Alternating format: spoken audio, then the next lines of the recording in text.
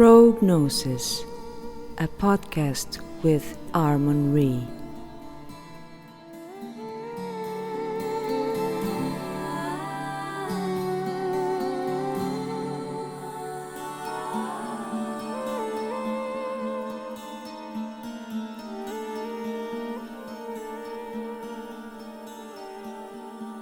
Welcome everyone to ProGnosis episode 8, and this time we have a returning guest, Silas Gauthier, and we will be discussing Paradise Lost and other subjects that are related. Welcome, Silas. Hi, Àrmunn. It's a pleasure to be here. And yeah, I look forward to our discussion today. I thought today we would discuss what you mentioned regarding Lucifer from John Milton's Paradise Lost. And I found it quite fascinating.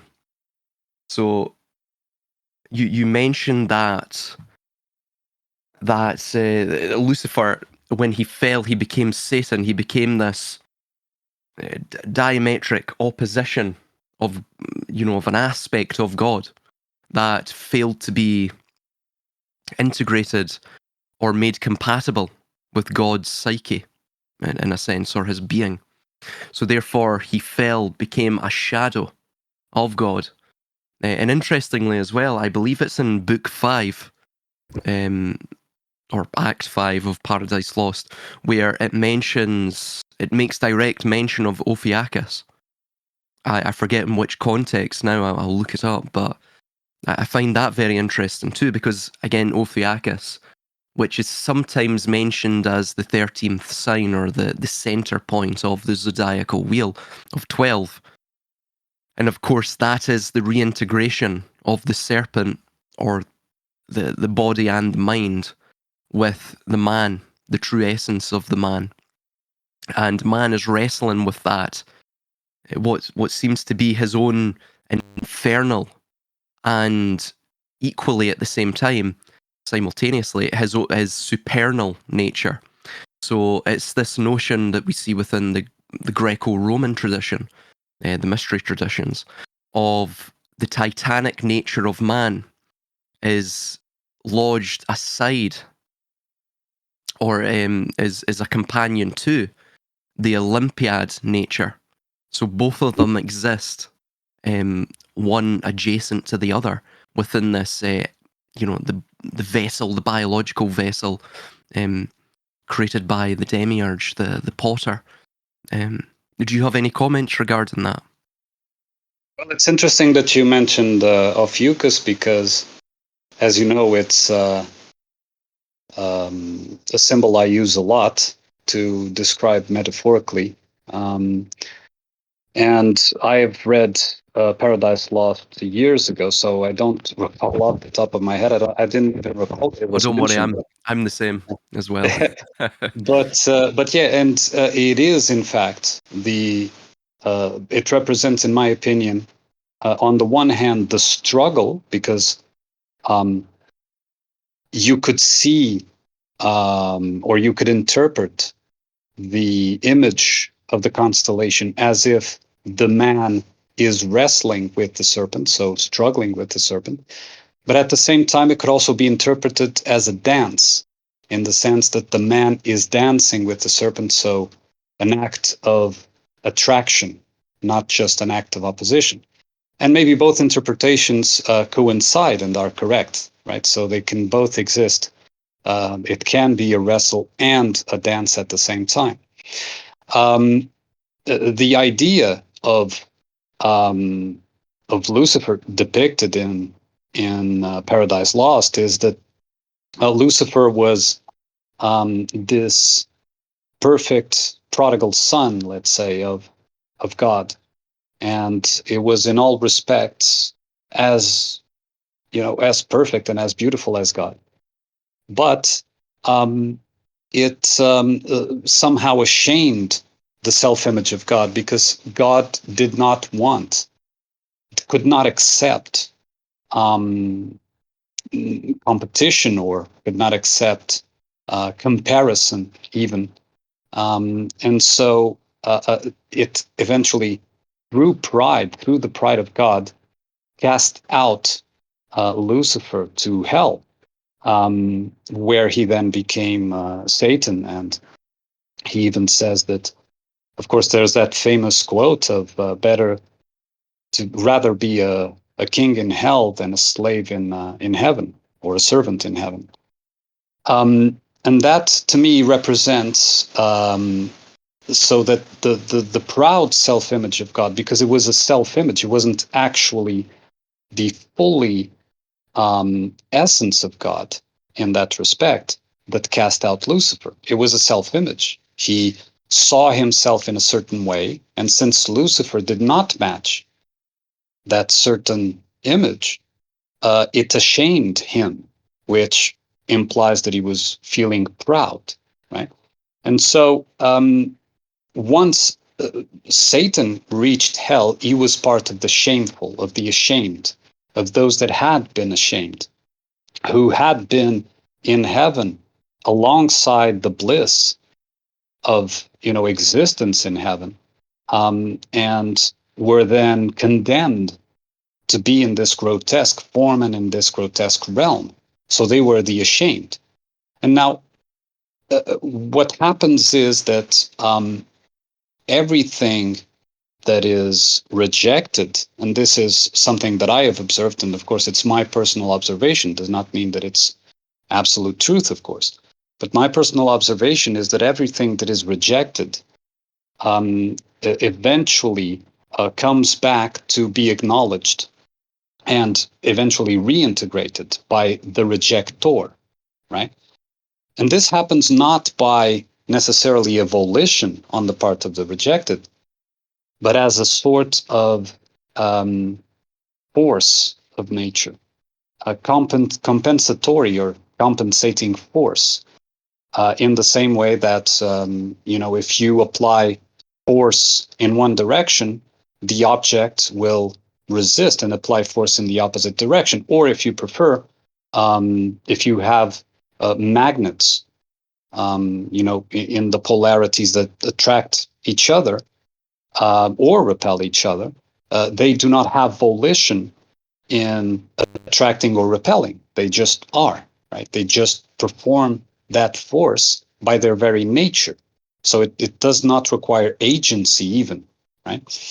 And so I do see that story tells a very primordial story of the fall of the essence, in the sense of through the rejection that came after the composition of a self-image, shadows were born. And those shadows are continuously trying to be acknowledged and be reintegrated. In fact, the only purpose of bringing God to his knees, or bringing shame to God from the part of Satan, is so that he is forced to acknowledge what he had done, to acknowledge the rejection, the initial rejection. And that is ultimately what leads to reintegration. We tend to think, or we are led to think by indoctrination, that avoidance of discomfort, avoidance of evil, is the path to, the ultimate good, or the ultimate bliss, something like that. But it is, in fact, through the confrontation with evil, in the sense of observing it, of realizing what in it came from us as well, came from parts that we don't want to acknowledge. That is the process, in my opinion, that eventually leads to that reintegration and that return to bliss, return home. There's an idea, if we were to extrapolate what you mentioned and articulated very well, to a cosmological model, even the theogony of the elements, all the way down from the first principle, or God, the prima materia. Mm-hmm.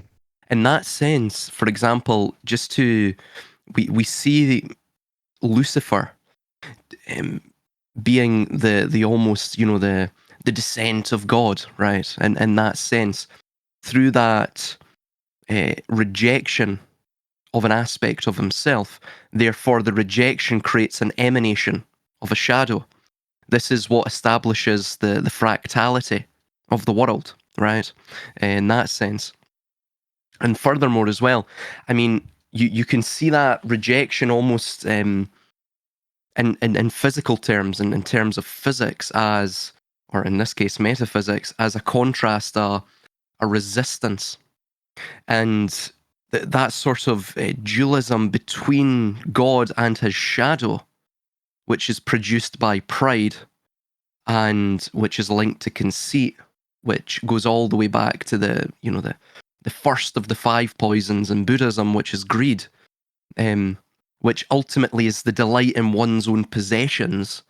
And that idea of the possession, right, is the idea of territory. It's the idea of, again, like we were mentioning yesterday in the discussion, of the synthetic ego, right, which you could describe as the shadow in many, many ways. But ultimately, what we see within Paradise Lost is not a fall of man, though, of course, Satan, Lucifer in his fallen state, or his diametrically oppositional state to God, to ensure God acknowledges him, he attacks man, right, if you will, or he infects man, or man is the sort of the middle ground, the no man's land that the two are vying over. And again, it's the same idea that we see comparatively within all other mythologies, but in a cosmological sense, this seems to be the battle between that which exists beyond us, or perhaps exist is the wrong word there, but for lack of a better term, that which exists beyond us, the spirit, or the first principle, which provides us vitalism, right? And the processing unit of the mind, which takes that, analogous energy, that's, multifaceted waveform, and simplifies it down through the condition of the soul and, of course, the ego. So again, that would explain Lucifer, Satan, even the idea when I believe it is in Paradise Lost, Book 4 and Book 5, where you have the mention of sin and death, and Lucifer rebukes both sin and death, right, who are servants of God. And he states that I am from heaven, right? You cannot touch me. But then sin, I believe it might be death, sin or death, who they're feminine, of course. That's Kabbalistic. It's linking to the Bina, or understanding, the Kali force, if you will. She states to him that, well, you have fallen from heaven. You're no longer in under the protection of God. You're no longer part of God, right? Part of heaven. And you even see this notion of a third of the angels fell. So you see this tripartite essence of not just this the man himself, the body, the mind, and the spirit, but of God himself within the Kabbalistic idea of Ein Sof, Ein Sof Hour, right? Or so it's the same notion, but the problem is the way I've always looked at it is, to have existence, you have to have that yin yang. You have to have that those contrasting forces, which also are defining forces for each of their opposition, right? Light defines darkness, darkness defines light. God is defined by his adversary, Satan, and Satan is defined by his adversary, God. And in that sense, you require that to maintain existence, right? To perpetuate it.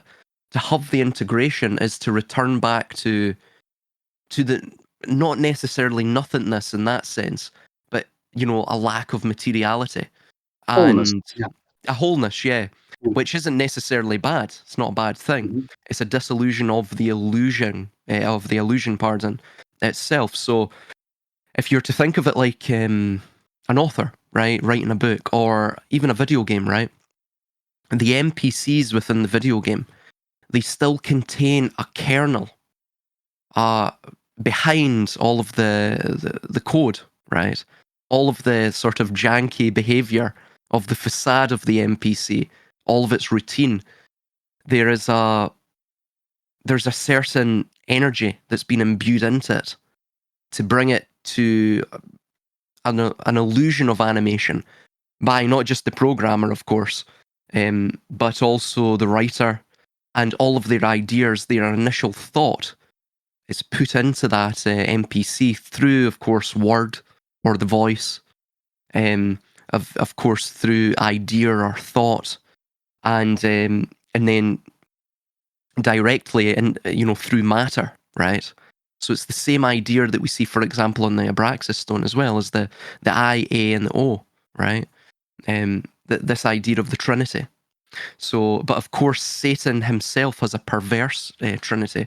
You see that within Paradise Lost, and it's that idea of Satan, sin, and death, right? And I believe it's in the New Testament that states that the wages of sin are death, or that sin is born and it eventually matures into death.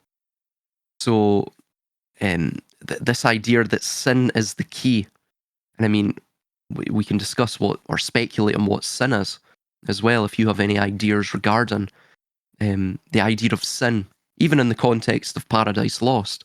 What do you think that pertains to? Well, I think sin is being inorganic in its most. I mean, if we go look at the core and we remove, the details more at a cultural level, because what is sin in one culture may not be in another. So if we remove that, I think the core idea of sin is being inorganic. And I always saw the in that paradigm of Paradise Lost, I always saw man as representing the level of the mental character, which means those personas that are potentials or emanations of the entirety. So in this entirety, it would mean God, in the same way that Satan is, and in the same way that all the demons are, although shadow personalities, but still emanating from him. That it is through the conquest or the deviation of these mental personalities or masks that Satan saw the vehicle to reach God, because his direct communication was severed once he was cast down to hell. So he could no longer reach the ears of God directly, but he could through the masks on earth, which is what man represents, in my opinion, show God that he was there, show God that he needed to acknowledge something in his own being, let's say. And one thing that is that it becomes obvious is that if you look at a mirror, and that's basically what God did once He created, right? Was create a mirror, because your creation will always reflect you, right? If you are a good builder, you make a good house. If you are a bad builder, you make a bad house, or a poor house that will fall on the first storm. So when you look at a mirror, the mirror will be absolutely honest. You can, if you don't like the image there, you can even shatter the mirror, but that doesn't change the image, because if you build a new mirror, it will still show you who you are, right? And so this image haunts God in that sense. It follows God around in the same way a shadow follows the object in the presence of a light. and therefore the essence or the nature of sin is the inorganic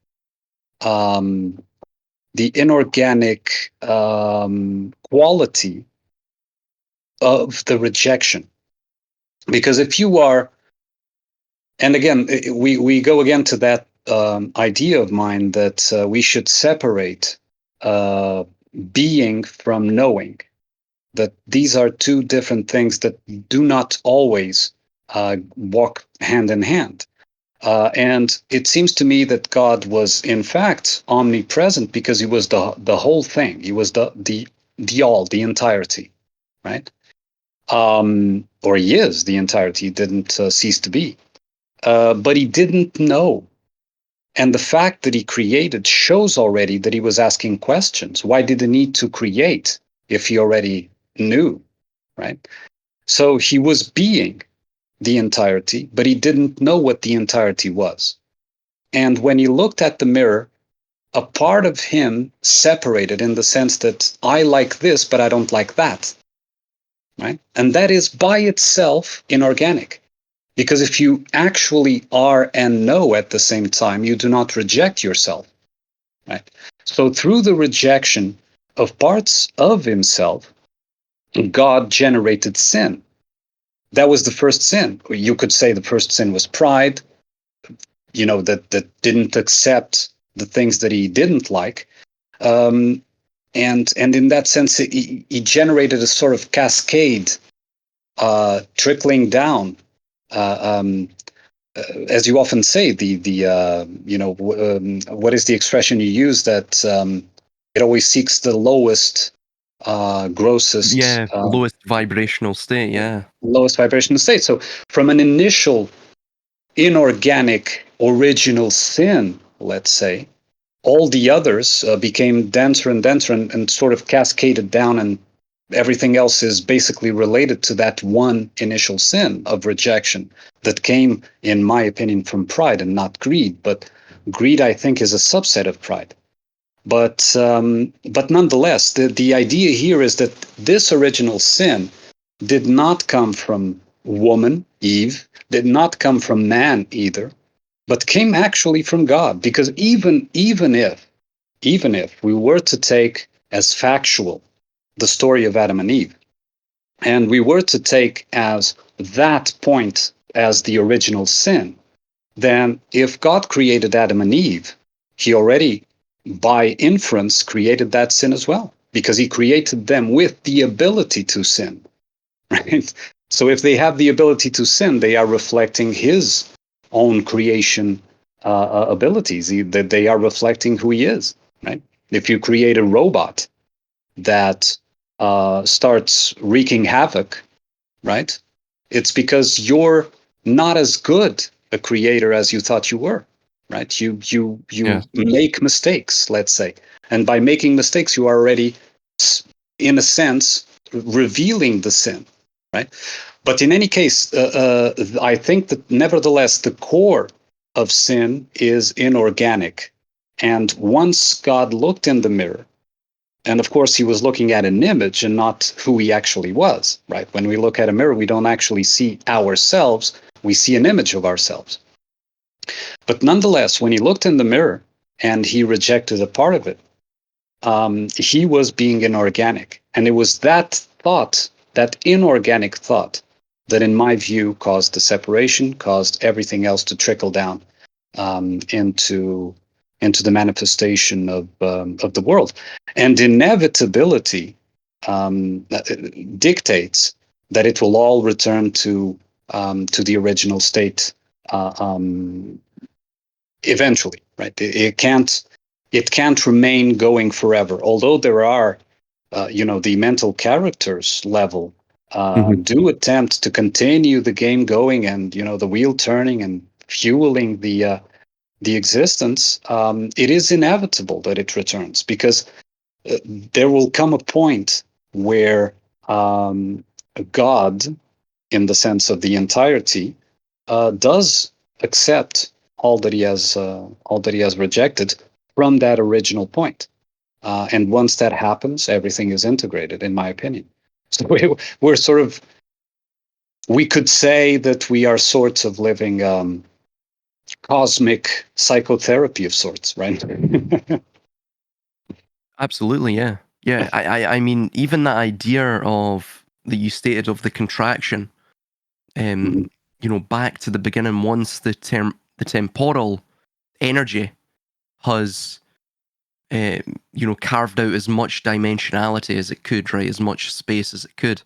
I mean, for example, to explain this in an analogy, we see it written into, of course, our very existence, but it's the notion of life and death. So, for example, the growth pattern of a tree, right? And of course, this is seen within the Lichtenberg pattern, as it's called, which is the pathway of energy or electricity. And the tree will, from a singular point, from a seed, it will grow outwards from the darkness, right? From the subterranean space beneath the soil. And it will grow outwards. It will pierce the veil, if you will, grow up into the world, attempt to reach for the sky via its sort of, again, that Lichtenberg pattern, that Y pattern of it will hit an upper limit of growth and it will bifurcate and then so on and so forth. But eventually it hits a certain predetermined level of maturity. Once that properly matures, then it contracts back down, right, to death. It decomposes, again, back to that singular source. But even that idea that it's constantly, it's moving upwards to the sun, right, to what it craves, right? Because what it craves was not found underneath. You know, it wasn't found in the subterranean space of the soil. And like what we see within the Greek word for sin, amartein, I believe the word is, and in Hebrew, I believe it's chata. So that idea is missing the mark, right? You don't quite reach it. And of course, I mean that posits a lot of a lot of ideas just in that analogy, but the mainstay point is that everything will contract back to its source. It Yeah. will begin once more from the germinating force of that contraction, of that death. You see it within the heart. I mean, the contraction and the expansion, inhalation, exhalation, right? So something will expand, it will hit a certain upper limit, an extension, the limit of its extension, and then it will return back, contract back. Aristotle mentioned, I believe, oh God, I forget what book now, but he stated that everything that reaches its upper limit of extension will, through its own strength, be destroyed. So it's the same principles that we're talking about here. And what is that expansion? Well, the way it's sort of framed within Paradise Lost is Lucifer, right? He is the light, the strength. What does light do? It radiates out. That becomes the contrasting force to God, right? As you were mentioning, the image that he does not, wish to see, and that may explain what we see within the Old Testament, and of course other religions as well, like the Enlil and his grand deluge, right? Of the deluge, the Diluvian era, the Diluvian myth within the Bible. But Satan is that expansion of matter, of the mind, well, not of the mind, but of the synthetic ego of it, of the serpent who reaches down.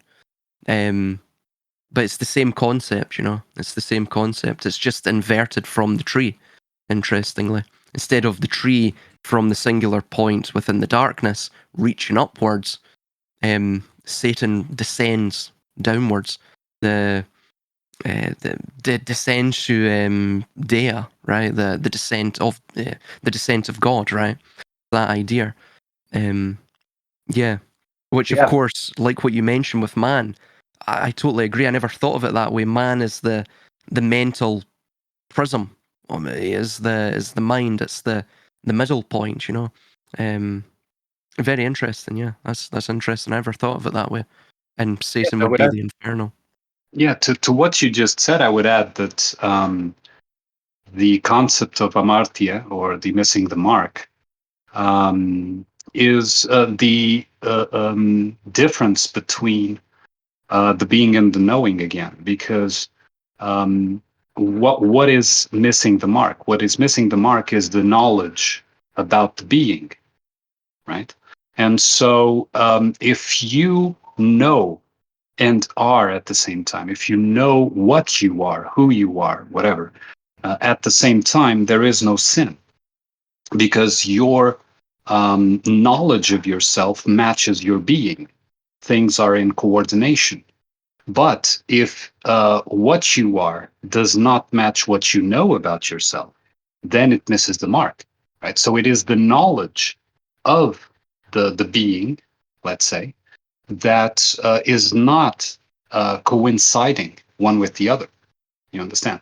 And so that is why, in my opinion, and in my observation, um, when the question is asked, and of course, the asking the question is already it already establishes that the answer isn't known. Otherwise, you wouldn't ask a question. But nonetheless, when the question is asked by God, essentially, at its core, which is, who am I, right? And who am I? I will figure it out through my creation. The knowledge of himself doesn't match who he is, because what he saw there didn't match what he thought he knew about himself, and therefore missed the mark and created sin. So if we pick it up from the Greek perspective, which later became an archery term, right? Sin would be the archery term for missing the mark as well. This was something one of the commenters of my YouTube channel brought to my attention some years back. It is exactly that. So the knowledge does not match the actual being, because if it did, there would be no dissonance. Let's say there would be no dissonance or dissidence either, right? Yes, absolutely. So it gets back to this notion that what we're seeing discussed, it's ultimately a psychic phenomenon, or not even phenomenon. Well, it's both a psychic phenomenon and noumenon. It's that's playing out within the sort of thought, the imagination of God. Him coming to terms with his own self. So in that sense, I mean, even though Milton mentions that right in the beginning, this is of the disobedience of man, it's very peculiar, because what we actually see, what you're mentioning here, what we're discussing, is ultimately the sin of God, right? The missing the mark by God himself. And what we see mentioned regarding the deity of, or the character of God, within Paradise Lost, some commenters have stated that he appears to be almost narcissistic. He wants to maintain a monopoly on power. He is a tyrant per se. Again, that's not something that's shared across the board. Christians don't necessarily agree with that. For example, C.S. Lewis was vehemently opposed to that. Some of the various critique from, in 18th century and 19th century liberal philosophers and such, who were, saw the God of Paradise Lost that way, but some of them even saw Satan as the hero. So, I mean, fundamentally as well, I think this colours Paradise Lost and what we see here, and the critique of God, the hero worship of Satan. It really underpins this sort of what you see within the psyche of man, right? The way he plays out his cyclic, eternal, political and societal torments, right? These Man, civilizations. Mhm. yeah, man only. There's no doubt that man fails, that man misses the mark, that man sins, that man, does all these evil things, is absolutely capable of evil. But who created man, right? And so Yeah, this is the actual point being presented, which is, if you make man absolutely perfect, in the sense of being an actual perfect emanation or copy, whatever, but copy already implies some downgrade, but an actual emanation of God, then he is incapable of missing the mark if God is perfect in that sense. absolutely. Right? Yeah. So by the fact that man is capable of sin, by the fact that Lucifer became Satan, already shows that something was already in dissonance even before the creation. And that is, in my opinion, what caused creation. It was that the entirety of the being did not know about itself entirely. It knew about a lot, for sure, but it didn't know about the entirety. And when the question is asked, the answer doesn't is not agreeable. The answer is not entirely agreeable. Yeah, there are parts that are agreeable, and that is called heaven. But there are parts that are in dissonance, and that eventually became hell. And in between one and the other, so the conscious and the subconscious, or the self-image and the shadow, came the mind, which is a sort of dreaming ground where both sides can, yes, struggle, yes, attract each other, but also eventually, and I think inevitably, reconcile. And this is, I know, very, polemic, or very, what do you want to call it? There's the word evades me. Controversial. Controversial, yeah. This is very controversial because we are sort of imbued with a certain or with several ideas of duality, that good is separate from evil, right? And so to reconcile good with evil is unthinkable. But this is, I think, the process that is going on forever in creation. It is a place of struggle, but also inevitable reconciliation. And sometimes that Yeah. implies defeat of one of the sides, for sure. And sometimes that implies, of course, and inevitably, victory on the side of the other. But it is with the aim of reconciliation, reintegration, whatever you want to call it, of acceptance that, yes, that part also came from me, and here me being the whole, right? And not something else that, like these ideas of, taking over, or hijacking, or, that there's this external Yeah. thing that came and took over. But who created that external thing? Yes. Right, in that sense. Okay, so let's assume it's true, but then explain to me who created it. And I go into that in my video called One Source, which is in my channel, wherein I present my opinion and my views on why there can be only one source for all, which implies that the good and the evil both came from the same source. Yes. And this would be the first. Yeah. That was the primordial singularity point, the pure potential, undifferentiated and unmanifested. It had to emanate. Everything had to emanate from that. I mean, like what we were mentioning with the Lichtenberg pattern, it's the same thing. The synthesis itself was born of some sort of impetus, right? The singular branch, which is the synthesis, had to come forth. Then was established the thesis and antithesis, right? Yep. Which then, acted in essence, it's as its own synthesis, and then established more dualism. So, what we're discussing here is the cosmological structure, the pattern of everything is the disconnection of source is what creates new connections within the material, or in terms of creation, right? So disconnection produces the connection, or the connections. So it's interesting when you look at it that way, right? Nothingness had to precede, or had to be antecedent to the everything, right?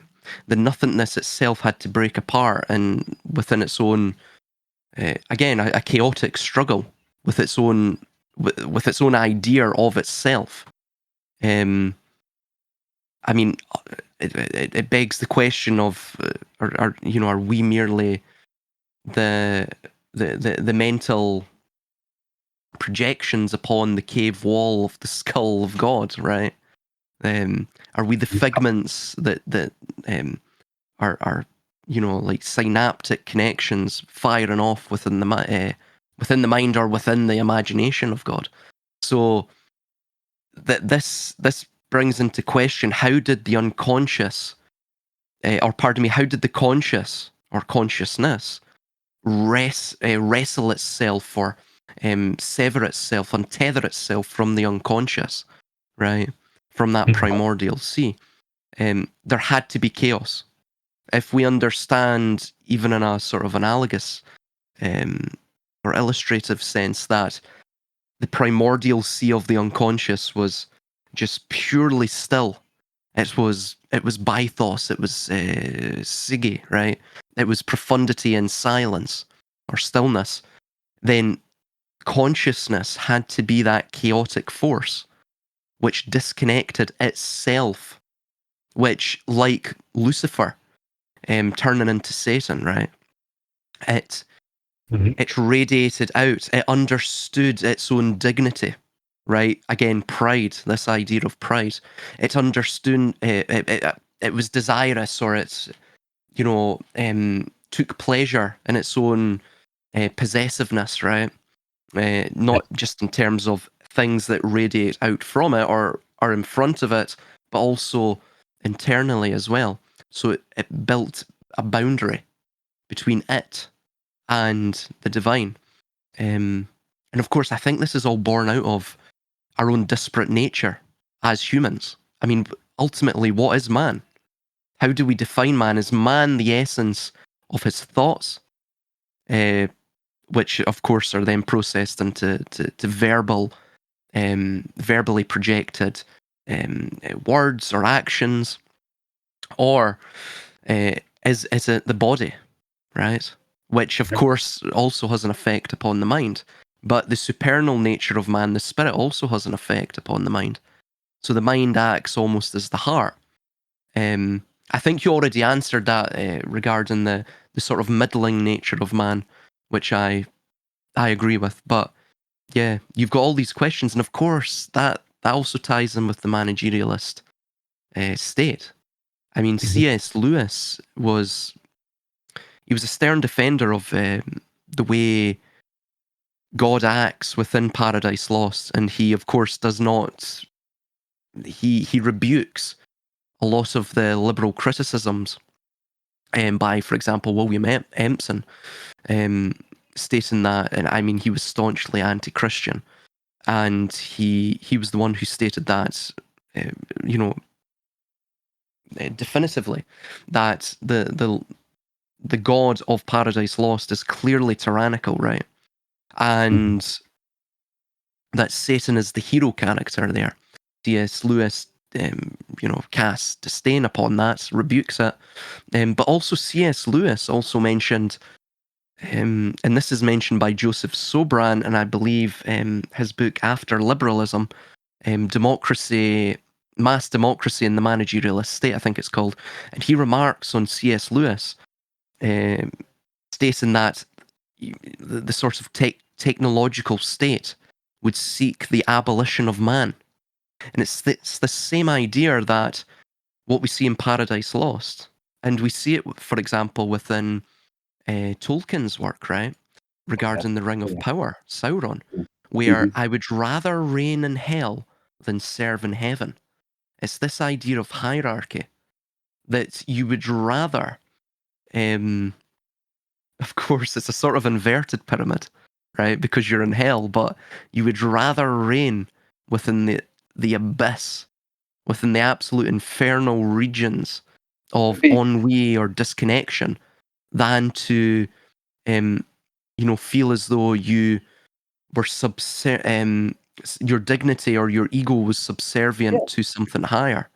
Yes, it could be translated into I prefer to keep my pride in a bad place than to lose my pride in my proper place, right?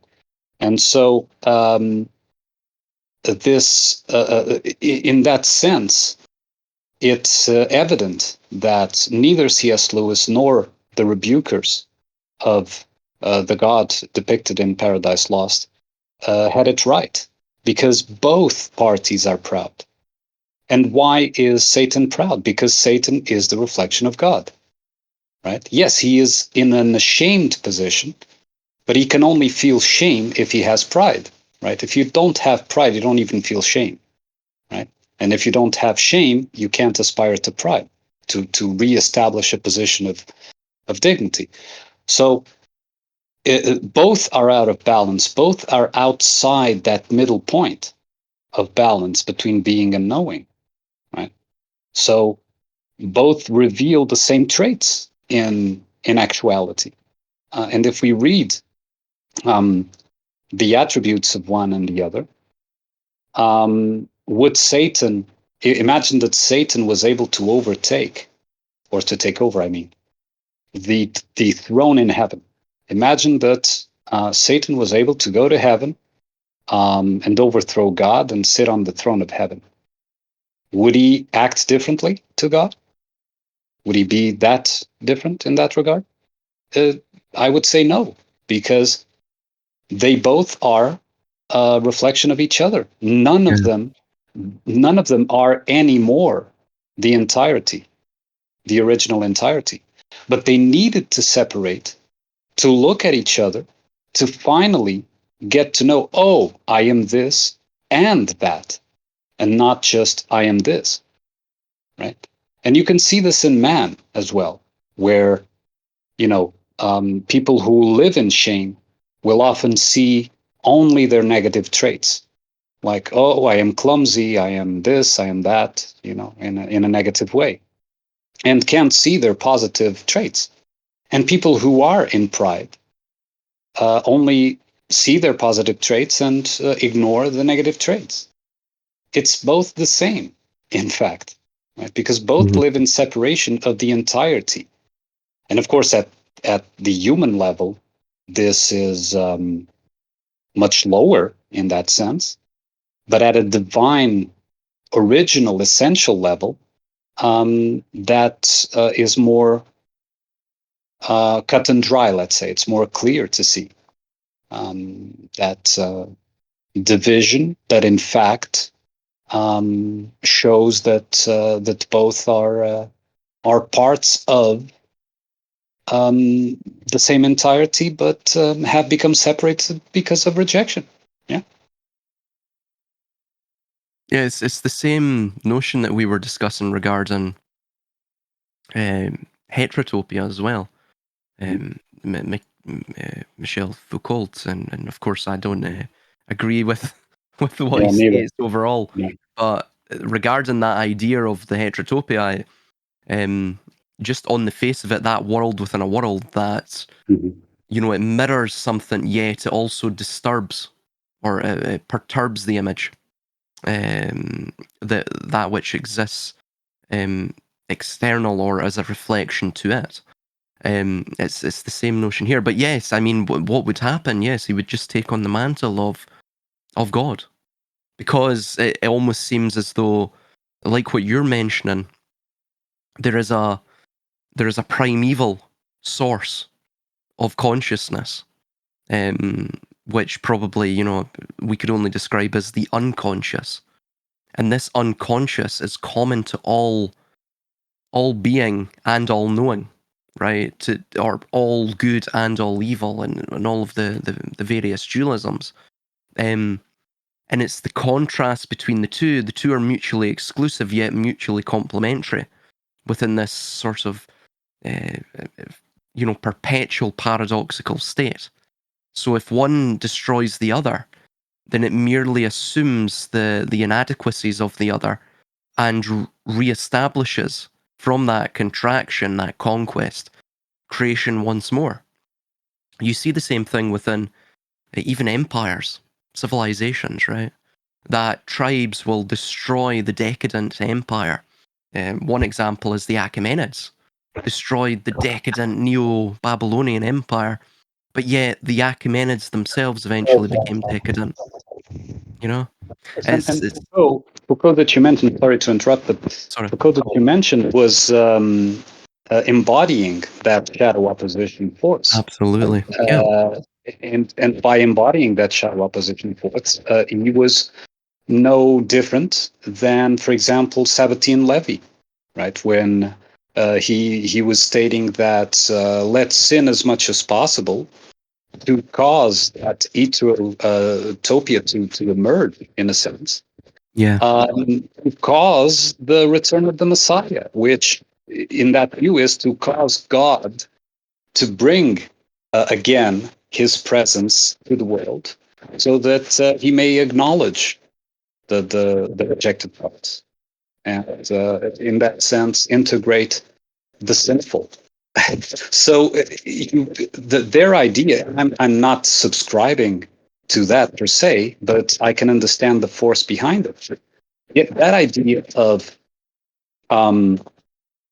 bring to the fore everything that is latent and hidden, bring it to the surface so that it can be judged. Judged here, not in the sense of separation, again, which is, I think, a misconception in my view, but judgment here in the sense of judge what, in fact, was always there and wasn't seen. Judge in the sense of acknowledgement, not in the sense of separation, but of integration, of really, through the grotesque. It only reached the grotesque because it had been rejected so long, so it increased power. But through the grotesque, see the source. What was the seed of that grotesque? Where did it come from? Right? And that can only be done if it's put into the daylight. So that was there. That was the Sabatine idea, the Frankist idea, the Foucault, and all these, the movements that even managerialism itself. Even managerialism, yes. Yeah. Bring to the fore all the evil, so that it, in the light of day, let's say, in the open, it can be acknowledged, it can be dealt, and then the one, in fact, if you want to see it that way, the one being judged is the essence that created it. It's like, hey, you think that you created something that looks one way, but it also includes this. You see what you also created. Acknowledge it. Take responsibility, right? And it's in a way a sort of a father that got a woman pregnant and went away and rejected that even happened, right? And then the woman raises her son, which is sort of the fable of King Arthur with Mordred, right? And then the woman brings this son up to hate the father and to confront the father and to chase the father not just, yes, the original idea is defeat the father, but the actual point behind it is to be acknowledged, legitimized, to be responsible for, right? It came from you. Don't deny that it came from you. So, yeah. Sorry to interrupt. No, absolutely. It's just to extrapolate out that point, and there's two ways I would like to take that. The first way is that when you, well, for example, what we read within the Silmarillion, Lord of the Rings. Yeah. Mm-hmm. Yeah, Silmarillion, sorry. And that's one one word I can't pronounce. And it's regarding, I think this is in just the general novels, The Lord of the Rings, but it states that it's in the scene where Frodo holds out the ring to the Lady of the Lake, Galadriel, who, of course, I believe within, and I'm testing my Tolkien knowledge here, I believe she is one of the ascended beings, or the ascended masters of that world, along with Gandalf the Grey, and then eventually Gandalf the White. She's one of the original elves, yes. Yes, absolutely. Mhm. And even she succumbs to it. So it states within this is taken directly from the book. And now at last it comes, and this is Galadriel, you will give me the ring freely. In place of the Dark Lord, you will set up a queen, and I shall not be dark, but beautiful and terrible as the morning and the night. Fair as the sea and the sun and the snow upon the mountain, dreadful as the storm and the lightning, stronger than the foundations of the earth, and all shall love me and despair. So, of course, the last part is all shall love me and despair. Despair is the same idea as, etymologically, as without hope. So, all shall love me and be without hope of escaping their slavery to me. So ultimately, it begs, it's this idea that they would rather, it's like what pride wants. It would rather the facade of love, because you can't enslave someone and expect them to love you, because that then you would generate fear or dread, right? It's not love. But they would rather the facade of love than actual love, right? So it's this same notion that we see within prideful individuals, but even begs the question too, just from that paragraph. And by the way, Tolkien took a lot of inspiration from Paradise Lost, funnily enough. Yeah. And well, just in that, for example, the morning and the night, this idea of the queen, the mother of mankind, being, you know, sort of deceived by the ring or the serpent, the Ouroboros, and it begs the question: does Satan believe he is evil, or does he believe that God is evil? Thus, he must act in that contrasting and reciprocally oppositional force, right? And by being in opposition to God, of course, God is righteousness; he is good. In the sense of at least Paradise Lost, then he must act, of course, in the sinful and even tenebrous or very evil or malevolent way, in opposition to that. But he's doing it for good, right? It's the same idea as what we see within Sabbatean Frankism or even in managerialism, right?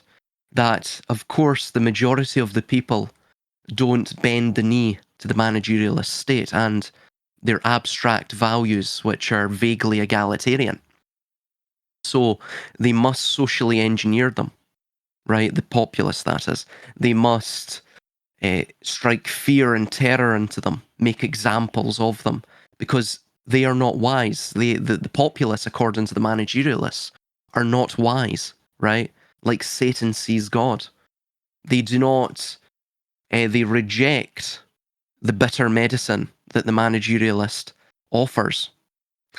So therefore, they have to be punished. They have to be enslaved. And all shall have to be made to love the system, to be made to love their servitude, as Orwell states in response, by the way, to Burnham's 1941 book, The Managerial Revolution, where he coins the term. So I think a lot of this is actually tied up. It's wrapped up in entangled knots. Even just from an intellectual standpoint, with John Milton's Paradise Lost, which itself seems to echo a lot of not just Gnostic, but sort of mystery school traditions, right, and mythologies and such. It's very comparative in that sense. But interestingly as well, you see that the ring, which is probably very... It's this illusion that we see within the symbol of the Ouroboros, of the eternality of power, the allure of that. But itself, the eternality of power only comes from the self-destruction of that said power and the reformalization of it in a new power, right? It's like life itself. Life dies, decomposes, and the energy released from that, which was collected and collated through the life cycle of the being, it's released into the wider ecological system, and new life springs from that.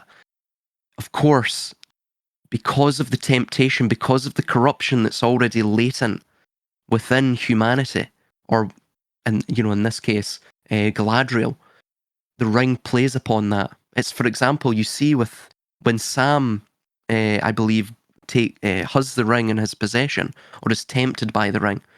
The ring says that, of course, the hobbits are more resistant to the ring's power because they don't want for anything. They're meek, right? The idea that the meek shall inherit the earth, right? Once everything destroys itself through its own ambition and pride and what have you.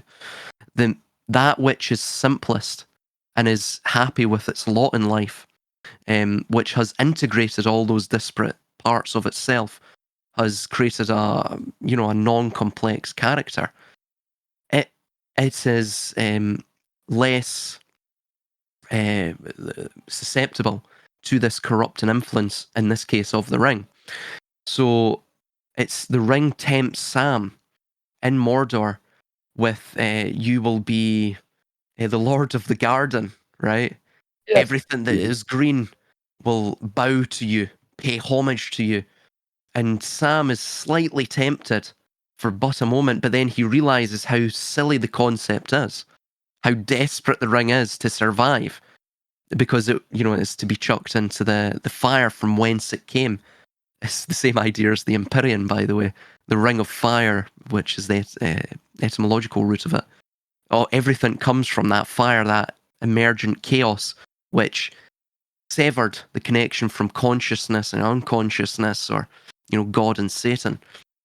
So, I mean, it's that idea that the ring can only, or managerialism, or the satanic influence, be it Ahrimanic or Luciferian from the Steiner perspective of Steiner, it can only affect you if you are prideful, if you delight in your possessions, if you want more possessions, if you want to expand your domain, if you don't really... If you are not in a place of more integrated Exactly. with the shadows that you yourself bore. And one other aspect, just to add to what you said, is although these characters, because these are parables in a sense, they are metaphors.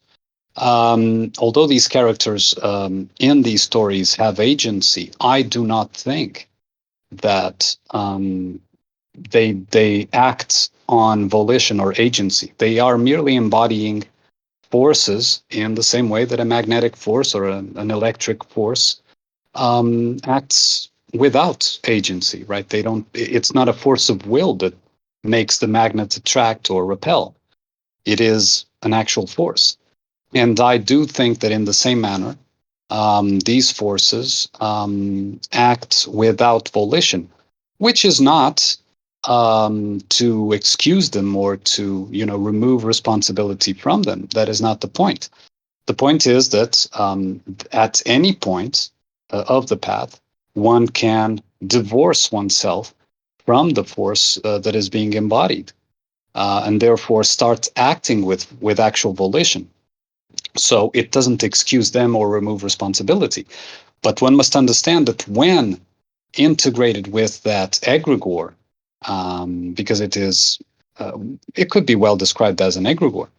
When integrated with that egregore, one becomes a robot, an NPC in that force. You see, the force acts on your behalf, or you act on behalf of the force if you prefer, but without agency, without actual, decision. The only decision that could be made is, okay, this is not me. I'm going to stop the integration with this force. And then you sort of cut yourself off from that stream, and you no longer act automatically in that regard. You see, so I would just make that comment about volition again, because I think it's very important. People usually think and see, demons or devil or the devil, etc., with volition or agency. He is just following the dance, like the off-Eucas thing. The dance is it takes two to tango, as the expression goes, right? So it's one cannot make a move without the other one making the corresponding move. Otherwise, it won't be a dance, right? That is my just my comment upon that. Well said, well said. There's something else I would like to discuss in regards to Paradise Lost, and that is, within Paradise Lost, we see almost the allusion to Sophia, right? I don't think Milton was aware of this, but he calls her the mother of mankind. Of course, that is in relation to Eve, but the way it's discussed is almost,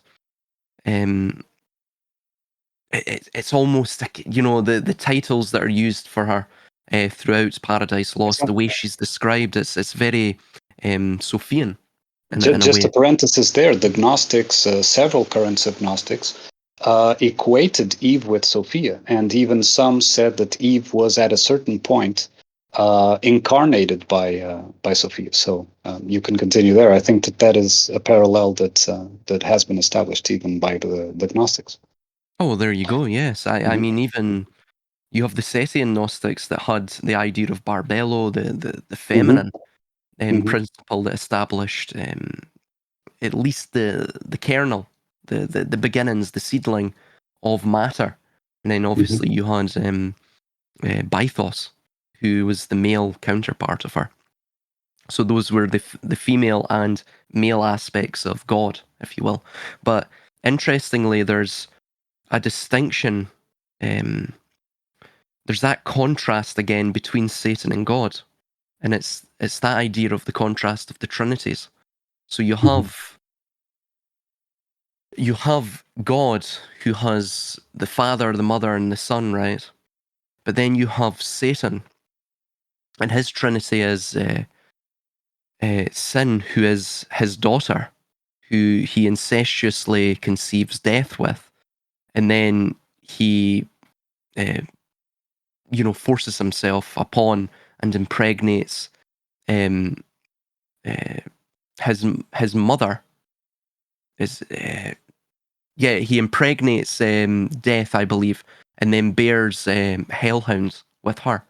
So I think that is it. Yeah. So it's that idea. I don't know. I always saw that as linked to the symbolism of the hexagram in many ways, and it's that idea that you see wrapped up in, I would rather reign in hell than serve in heaven. That idea that you would rather have an inverted pyramid structure, right? And in that sense, that you are the king, not on top of the mountain, but in the depths of the caves, right? rather than sitting atop the lofty heights closest to heaven.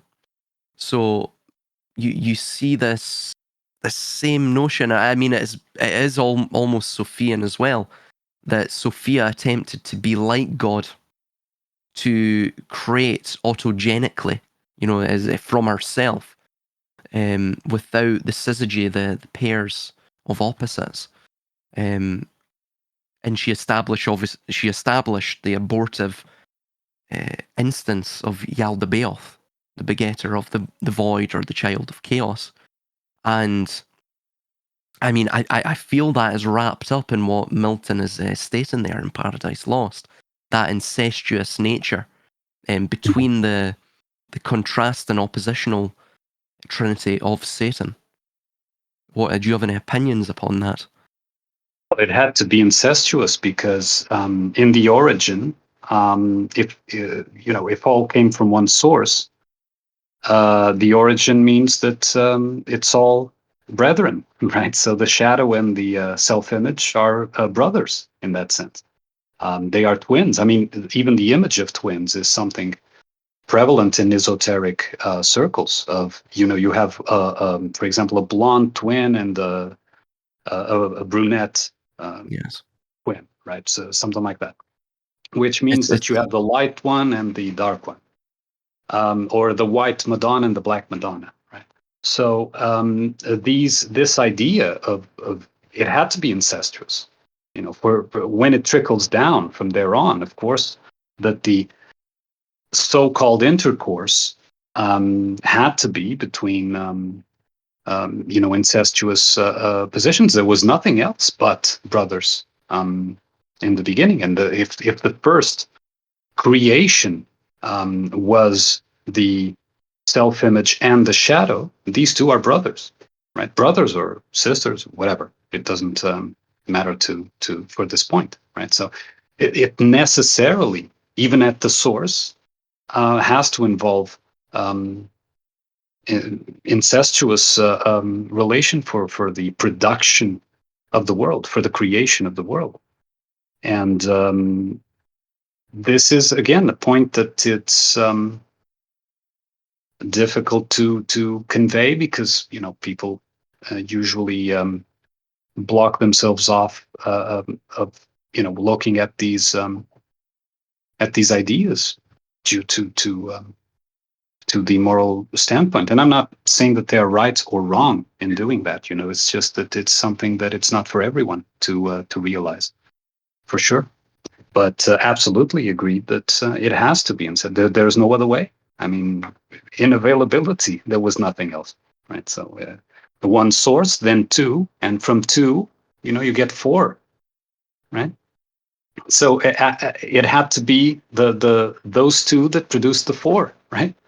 And so you get from there on or if you prefer the Fibonacci, from two came three, right? So because it's the two plus the one, and then from the three came the five, etc. But it doesn't. Depending on which way you see it, it always involves that. It's similar to the Ouroboros, that idea that the shadow or the tail and the head or the shadow and obviously the original image, same idea, are one and the same. They are interlocked. Which I think ultimately is a better explanation of Paradise Lost, what you're stating and what we're discussing here, than what I've seen from several both Christian and atheistical intellectuals on Paradise Lost. Absolutely. I was going to mention as well, how do you think this concept of Lucifer, which appears to be a rebel within Paradise Lost, where do you think Steiner and his ideas of Lucifer being the rebel and Àrmunn the tyrant, where do you think that, do you think that has any bearing upon, for example, the tyrant that God may be within Paradise Lost, and then of course the rebel that is opposed to that, and then Steiner mentioned that Christ is the temperance between the two. So ultimately, in that sense, within Paradise Lost, if we were to apply Steiner's logic to it, then God and Satan or Lucifer are both polarities of evil, and that, or they're both polarities of chaos, the forces of disturbance, of the still waters of the unconscious, right? Yes, They're my answer to that will be controversial again, because they are both polarities of evil. Yes, evil here in the sense of ignorance or partial ignorance, right? They don't know who they are as a whole. Otherwise, they wouldn't have been separated in the first place. And so, the concept of Lucifer also sees a parallel in Prometheus, of course, right? Where Prometheus is the rebel that steals the flame of Olympus and gives it to man, so that man is no longer a slave. So it's the same concept there. I do agree that viewed in a certain way, Christ is the middle point. That's why he's placed on the cross, which is the center point of opposing forces, right? The vertical forces and the horizontal forces. You could also put him in the center of a circle, which would be more encompassing center of all the forces from all directions, right? Or a sphere if you want to go 3D. But indeed, those concepts are not inaccurate in my view. That it is two tyrants in that sense. One is the good tyrant, the good shepherd. The other one is the bad tyrant, the bad shepherd. Right? One that nurtures but demands obedience and demands all these things in exchange for that love, and one that outright tries to destroy and also demands obedience and also demands a lot of things. So both are tyrants for sure, but they are only so due to their ignorance of their entirety. When both come together, they get to know the fullness of what they are as one, you know. And at a certain point in my path, and I even have a video called One, I present the idea that tries to rebuke the idea that we are all one. We are all from one, yes, but we are not all one. Some of us are, leaning more to the shadow side. Some of us more to the light side. Some of us try to stand at the center, and in that way follow the narrow path of Christ, right? In a metaphorical sense. So in manifestation, we are not all one, but for sure we are all parts of one. You understand? We are all potentials of that one, and therefore, in the original twins, in the original duality, at the very top of its emergence, they are both evil because they are unintegrated one with the other. So necessarily they are ignorant and necessarily they are sinful on one side and on the other. Right? Necessarily, in my opinion. Yes, and it speaks back to the point that you made regarding, what would happen if Satan, ascended to the throne of heaven and overthrew God. I mean, ultimately, he would just take on the rebel would become the tyrant, right? It's the same as that. That The who hand that number, crushes the tyrant's head becomes a tyrant instead. William Yeah, Blake, correct? yeah, absolutely, yeah. Yeah. Interestingly, William Blake, I believe, was one of he was very opposed to the way that God, of course, is perceived. I think William Blake was of this perception that God was the tyrant and that Satan was the hero character. And I see a lot of this tied up with even the political systems of monarchy and the republics, right? That or republicanism. And ultimately, they produce the same systems. They produce this sort of despotic or managerialist or command and control style systems, right? If they begin like that, then they, will only grow and fester in that direction, or if they seek to oppose that, they will only become themselves tyrannical eventually, as we see with all republics throughout history. And again, it's like everything in the world. It seems circular. It seems to be hell bent on always returning back to this prideful or conceited or greedy state. And again, this begs the question: did God create this world? Right. Again, we're discussing God here, and not in the terms of Paradise Lost, right? But in the idea of the first principle, pure potential, undifferentiated and unmanifested. Did it establish this world, or was it Satan? Was it the force of chaos? Right. It was But both. I mean, both, Directly, God didn't create it directly, but indirectly it did. Through that, the let's say the fault, the sin, trickled down from there, and when it reached the level of, let's call it, just for the sake of argument, the demiurgic level, yes. God was also in the demiurge necessarily, right? Nothing that is created can be outside of that one all, right? One that is all. And so the demiurge includes, or is a part of God as well. And so therefore, indirectly, God also, the whole thing also created the world. And I think that is inescapable and very uncomfortable for deists, I know. But Oh, I know, yes. yeah. I've heard a lot of the apologists.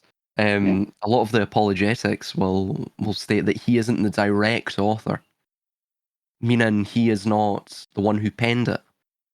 But again, that's getting Of course into not. technicalities, you know.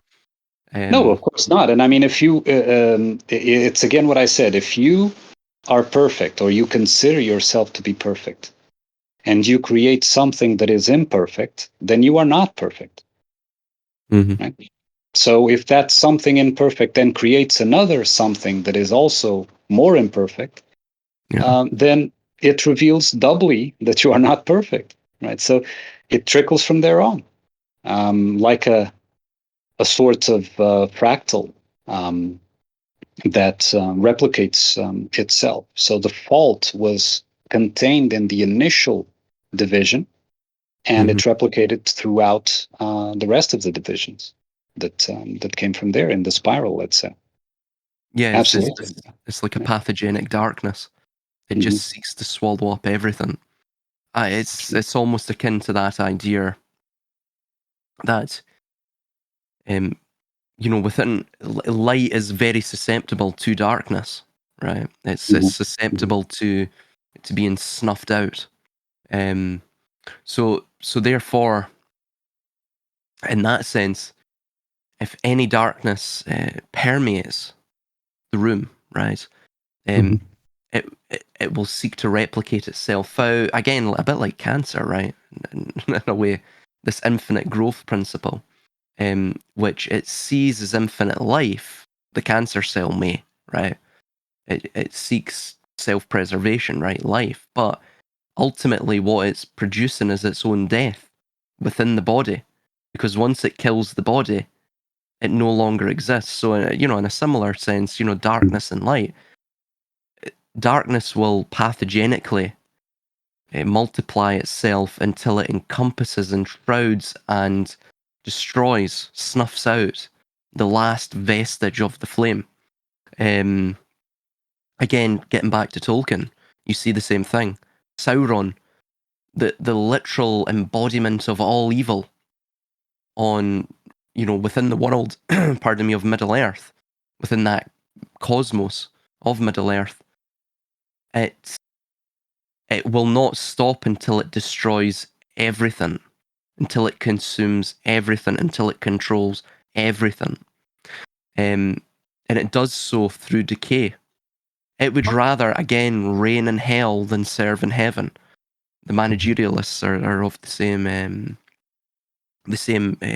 volition of that, so, or the same conception. So, I mean, I was going to bring up a point and I've totally lost it now, but it's, oh yes, for example, you saw within the new Rings of Power, and I've only watched several episodes of this, I but haven't at all. I've kept away from that. But yeah, well, go ahead. just this one scene, I think it encapsulates the world that we're living in right now. So Mhm. Tolkien, the way he described the orcs and Sauron is that they are totally evil, right? The orcs are always male, right? They, again, it's almost like they're artificial. They really shouldn't be in Middle Earth. They shouldn't be in existence. But within the new Rings of Power, the orc says to his commander, do we have to go to war? I don't want to leave my family. So it's this idea that, of course, it's in total diametric contrast to Tolkien's work, but they failed to understand evil. There's this desire of modern man within this prideful, egotistical, even egomaniacal, when you look at the government, social landscape. They seek to almost find the good within evil. And when I watched that, it was like a sign of the times, you know? Yes. Yes. I don't know if you have any comments upon that. Well, first of all, in Tolkien's vision, the orcs were artificial. They were not natural. They were already creations by themselves. I would refer, because it's funny because you were talking about that and I was remembering that. I would refer to two videos that I have on my channel that are called the One Orc, part 1 and part 2, and I had to divide it because they went over the 15-minute time limit. So I divided them into two, and that is basically a sort of poetic rendition of a story of what if we're all orcs? This was the, of course, unspoken metaphor. What if we're all orcs and one orc realizes that we were once elves, right? Because that is the story of the creation of the orcs, that the orcs were once elves that were tainted by the evil of Sauron, and before that of Morgoth,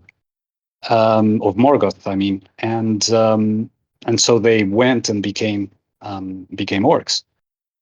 And so in that rendition of mine that you can find there in my channel, there's this one orc that realizes, wait, we were once elves, so we can reestablish our connection with our actual organic nature instead of continuing attached to the egregore of the eye, the eye here, the eye of Sauron, right? That tower was with the eye.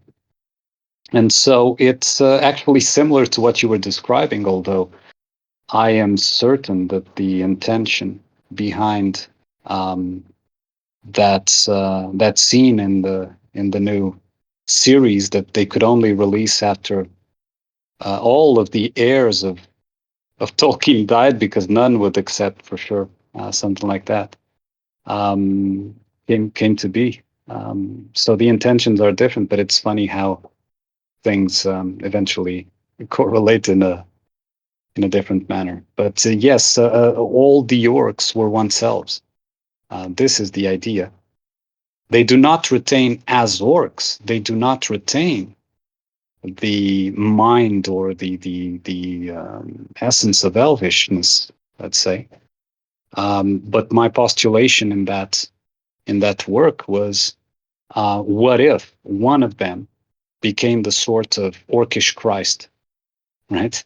Where he would preach to the other orcs, and that's basically what is there depicted. That he was preaching to the other orcs, and Sauron is discussing with Saruman, the fallen Saruman. So this was in an alternative ending where Saruman and Sauron actually united, in the sense that Sauron enslaved Saruman as well, and Saruman became his advisor. And they are discussing what to do with that, if they should outright kill this one orc or what they should do. And they reached the conclusion that the best would be to use the story, adulterate the story around that one orc to promote Sauron as the great guy, which of course has parallels to our world as well. But I would refer you to that. I'll check out that video. Yes, I mean there, just on a comical level, it brings me a degree of solace to know that when Dante travelled to hell, that one of the, I forget which ring of hell, the souls who tarnished and destroyed art go there after their death. So that brings me some degree of solace. But yeah. But yeah, I absolutely. I mean, I may be going on a tangent here, but even that idea of the ring, the eye, the Ouroboros, it almost. I mean, even the letter, the Hebrew letter ayin, and I believe that is that's linked to something in Kabbalah. I forget what it is now. Pictographically, hieroglyphically too, within the Afro-Asiatic languages, the ancient Egyptian hieroglyphics being one.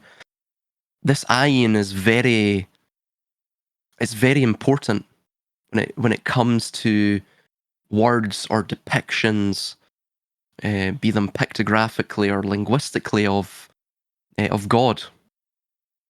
And I mean, of course, it most likely stems from the notion that God is perception to some degree, and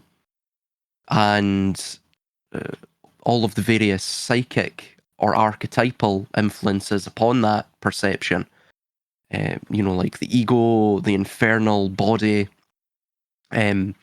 hormones, of course, within a more modern idea of it. All of this really, the spirit as well, plays into perception and how, influences how we see the world, how we act within the world. I mean, it begs the question: what is the symbolic value of, for example, the Eye of Sauron? It is an egregore of as you mentioned, but I mean, ultimately, is it Sauron's perception? Is it Sauron's spiritual projection within the world? And we even see within Tolkien's work that even after darkness or a shadow is destroyed, it will always linger. It will always crop up somewhere else. Mm-hmm. Of course, that links back to what we were mentioning regarding when the rebel becomes the tyrant. He merely takes on the mantle of his former nemesis, right?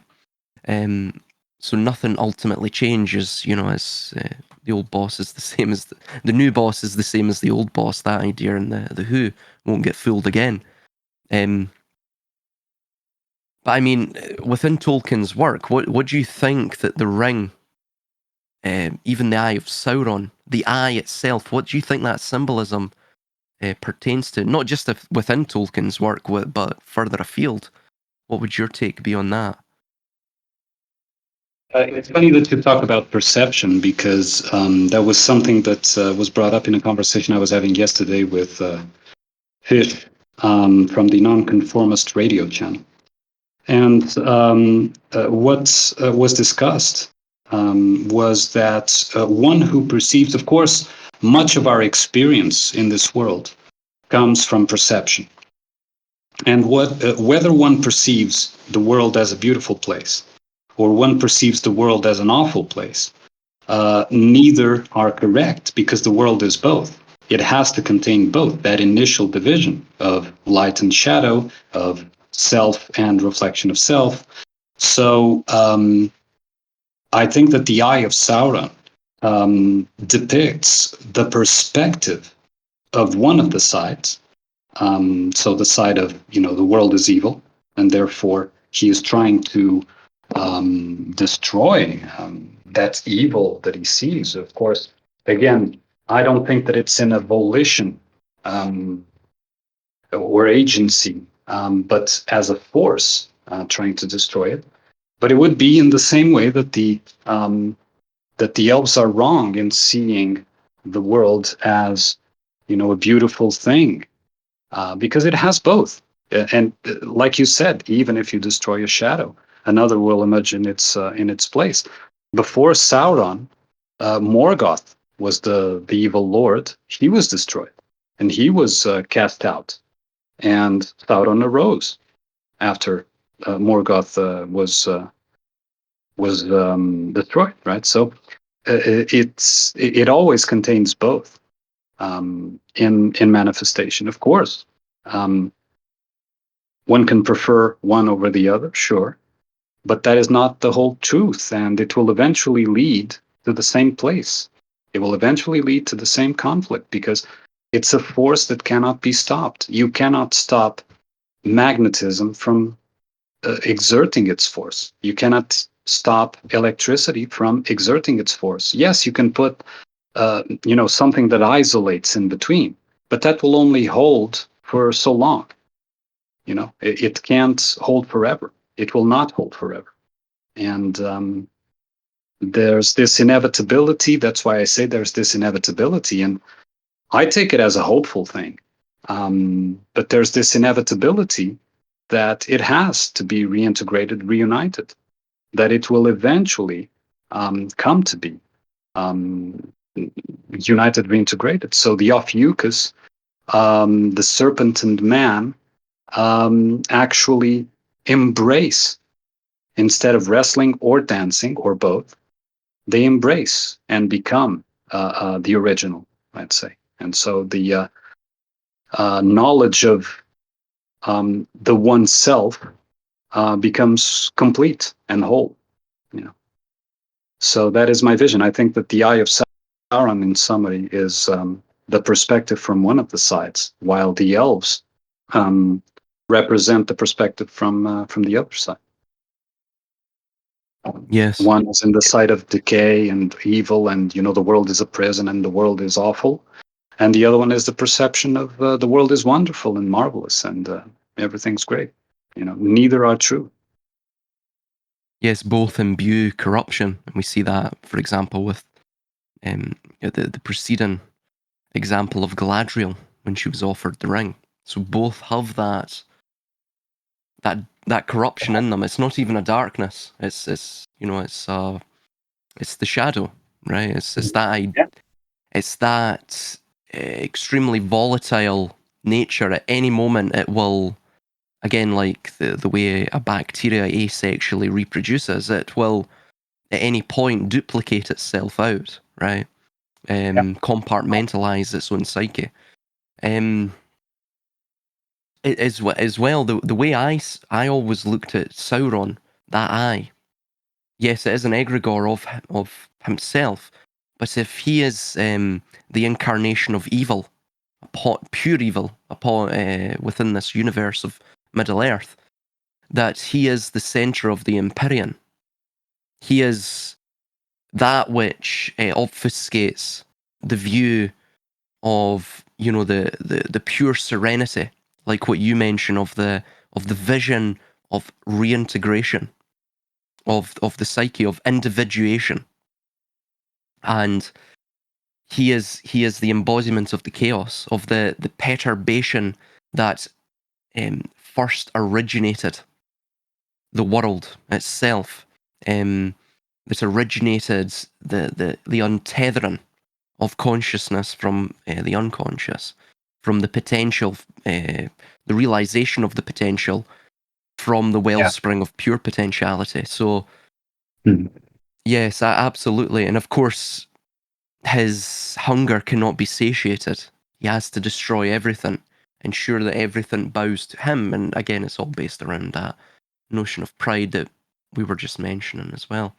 Yes, but that serenity can't be reached, and this is my individual point. So, not to be taken as a statement of truth, of course, everything I say is only from my perspective.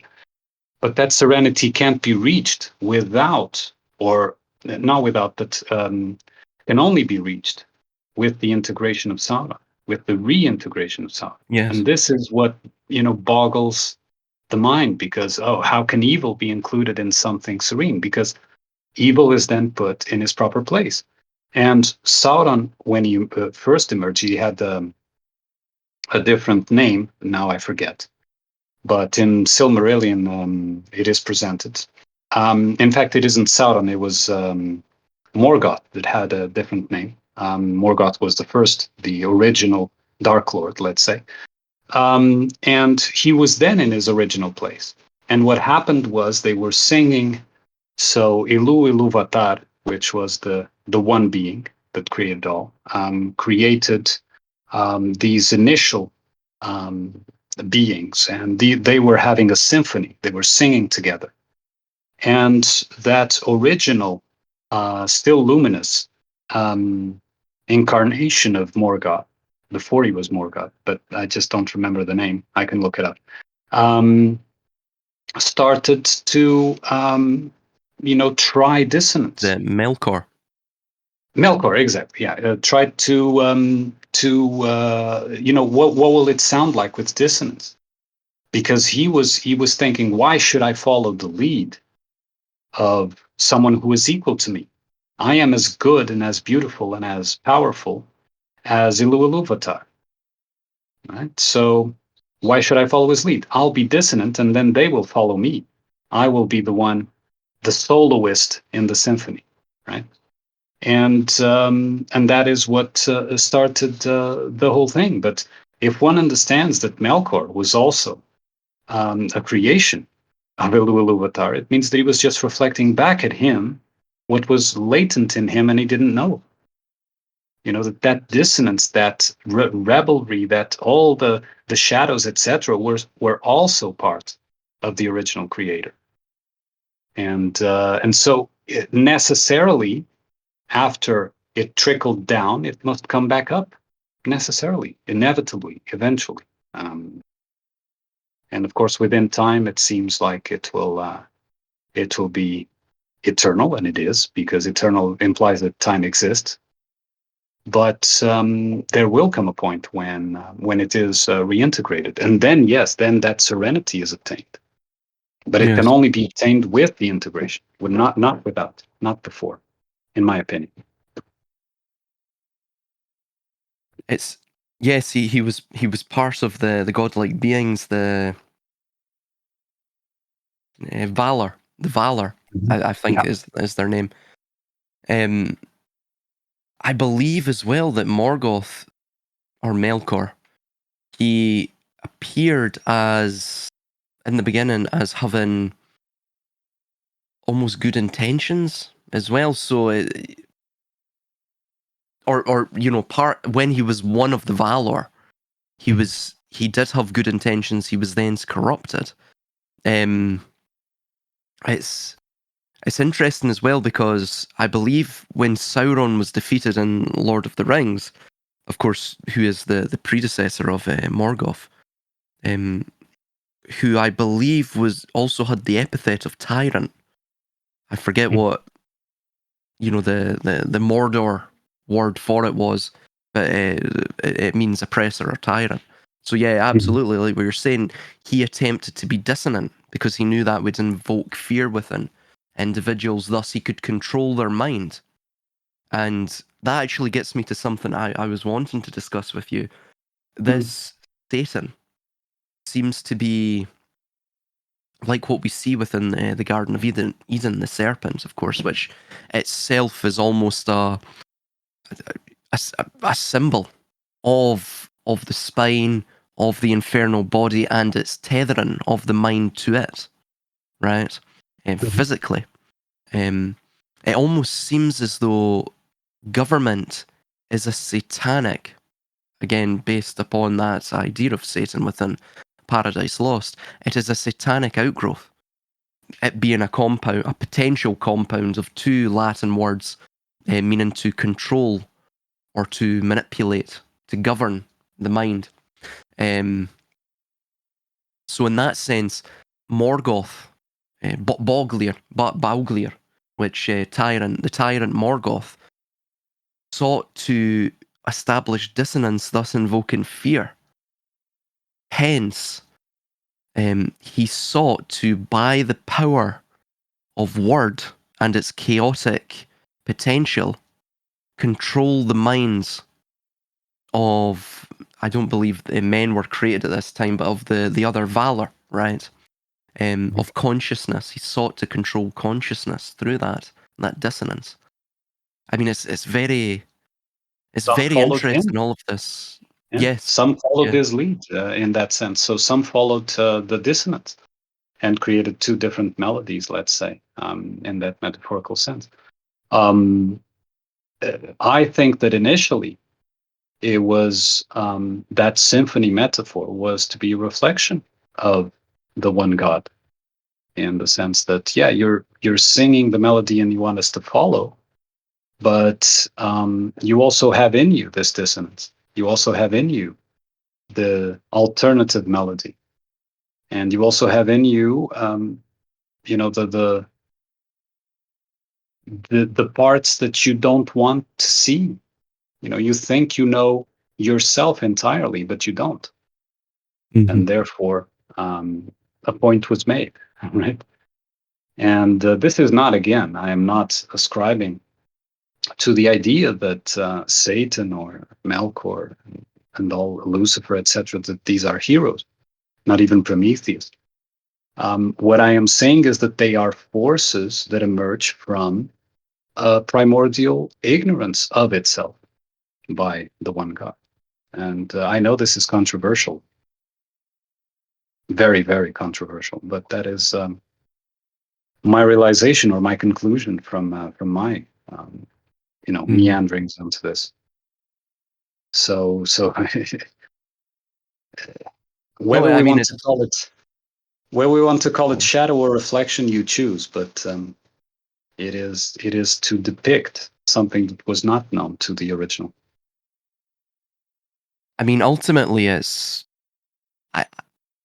I think that it's controversial to the laity, because I think people see these, firstly, like Paradise Lost does.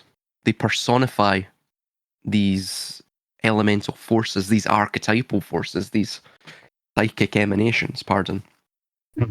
So they don't really understand that God is not he's not a physical being, or it's not a physical being.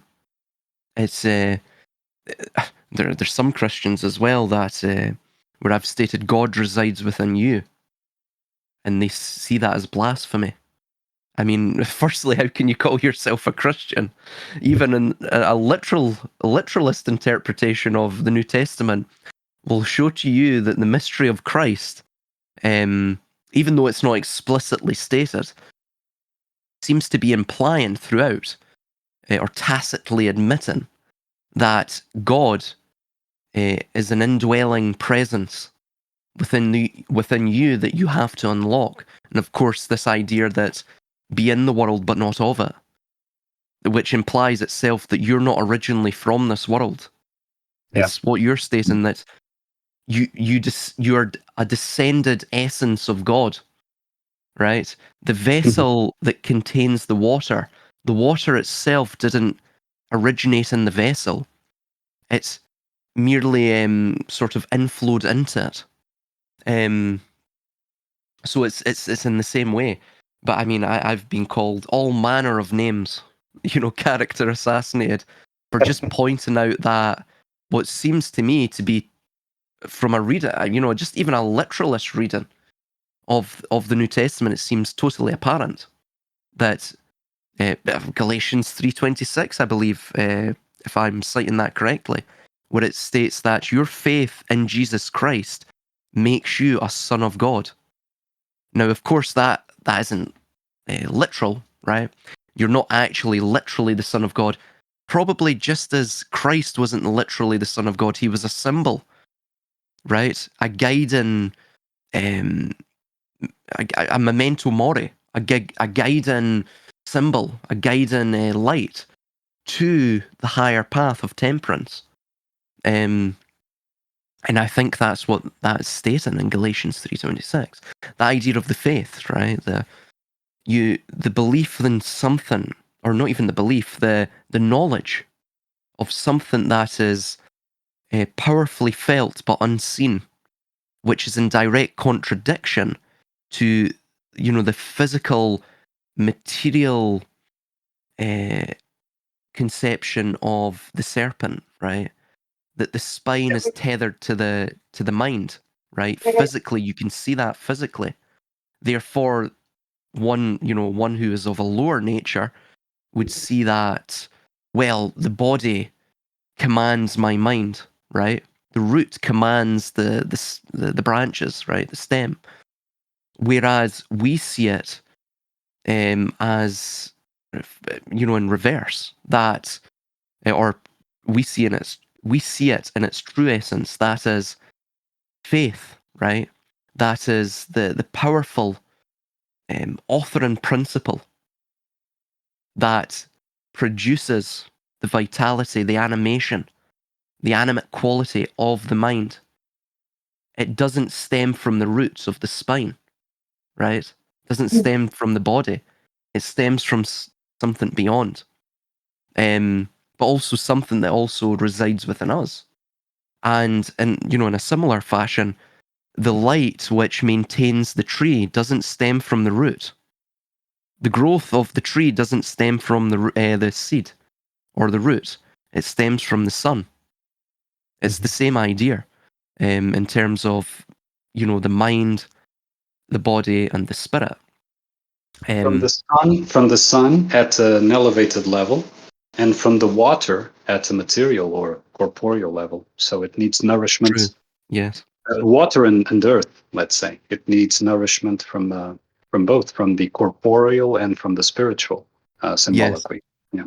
Yeah. It needs this gets back to our the notion of you need the ego, not the synthetic ego, not the sort of crafted persona that may not even be crafted by your own ego. It may be crafted by the government itself, as we see with a lot of Egregore. the hyper normalized people. Yeah, the egregore. Yeah, so it's the same thing with Melkor, which that's what it means in Kenya, which I believe is a Sindarin language that's within Tolkien's invented languages.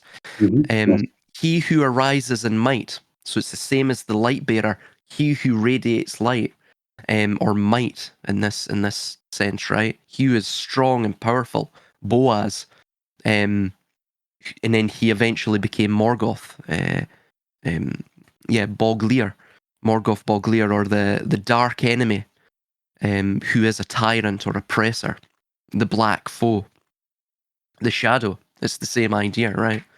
From great might, there's one fall further. And once one falls further, their impact is far more, it has a greater magnitude, a greater area of effect. And it's similar to the Tower of Babel in many respects. The tower grew so tall, and of course it became so brittle the further it grew in might, or the further it got to the sun, a bit like Icarus, right? Within one's might or within their pride, do they fall ever further down, into a shadow? Because they can't, it's like what you're saying, they can't come to grips with what and who they are. They can't reintegrate. So it's amazing how many myths, and even, for example, modern mythologies like Tolkien's work, that hold to this principle. It's an undying and timeless principle.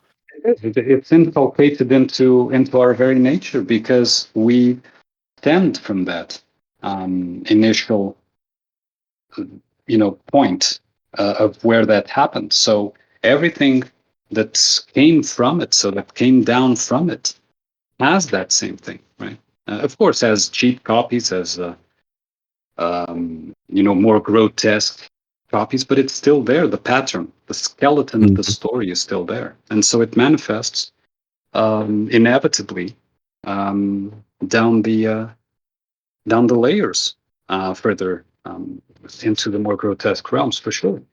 So it always manifests. It's a story that can't be killed. It can't be destroyed. It will eventually always emerge because it is a primordial story. It is a primordial pattern that we recognize innately, right?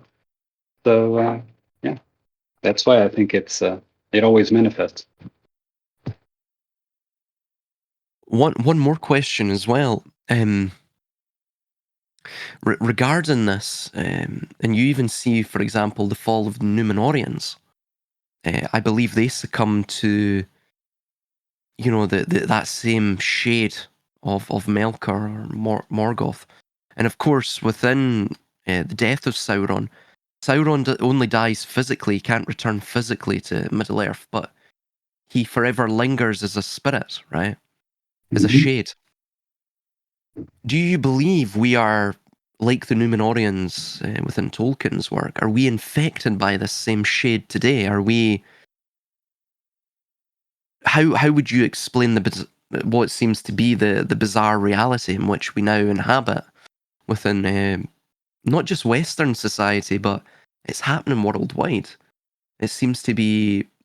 I call it managerialism. I don't know what you would call it, but do you have any comments regarding that? Well, I wouldn't call it infection because infection implies that it came from the outside. I would call it that, yes, we are right now sort of possessed by that extreme, by that one of the extremes of the duality, but it came from inside and it's always there. And it will only dissolve when the integration occurs of the opposites. And so I wouldn't call it infection, but I understand what you mean. We are indeed embodying that extreme, one of the extremes. In a different time, we will embody the opposite extreme. But every time these extremes occur, I postulate, without any evidence, so don't ask me for it, but I postulate that, like in a pendulum, it will lose momentum.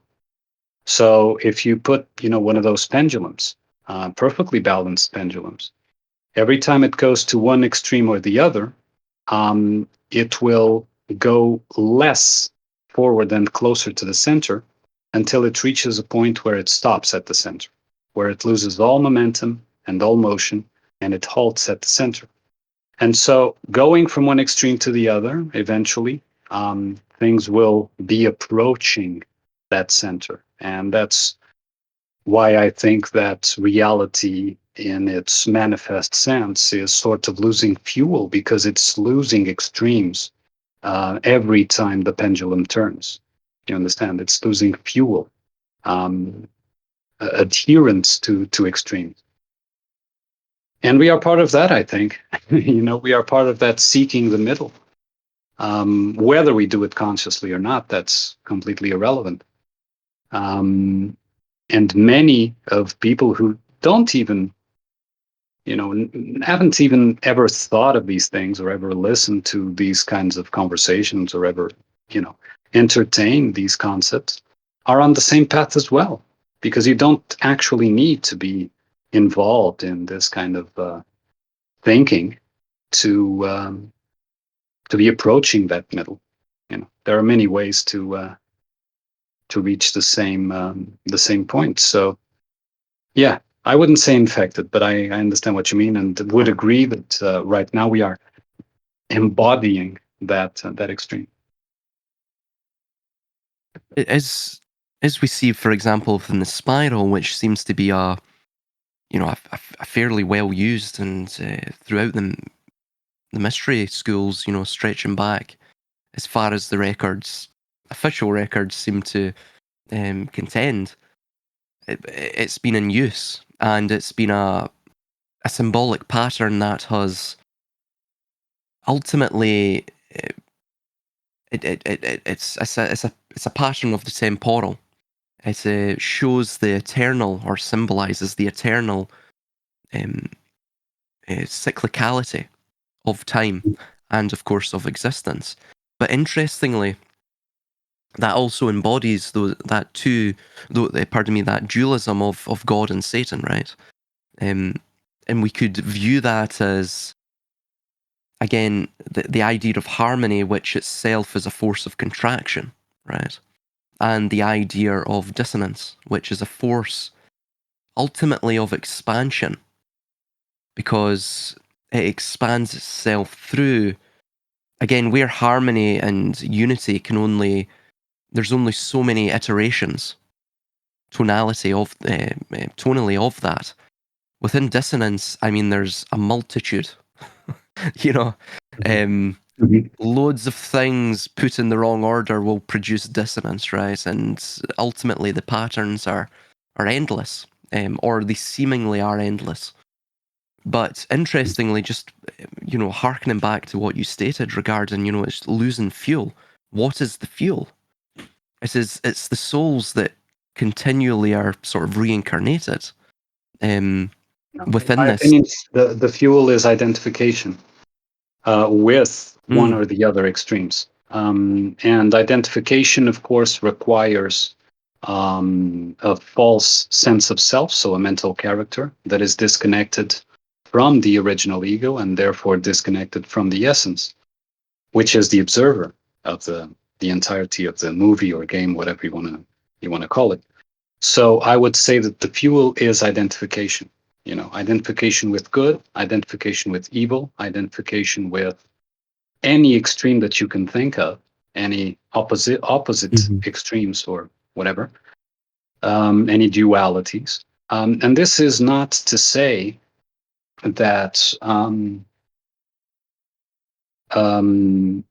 duality isn't an integral part of the journey. It is. You have to go through duality in the same way that you have to go, through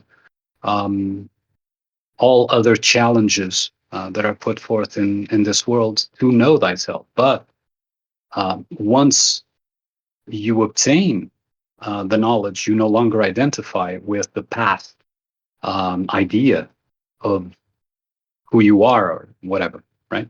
And that is what I mean by losing fuel. I think in a summarized sense, I would call it identification with something in that regard.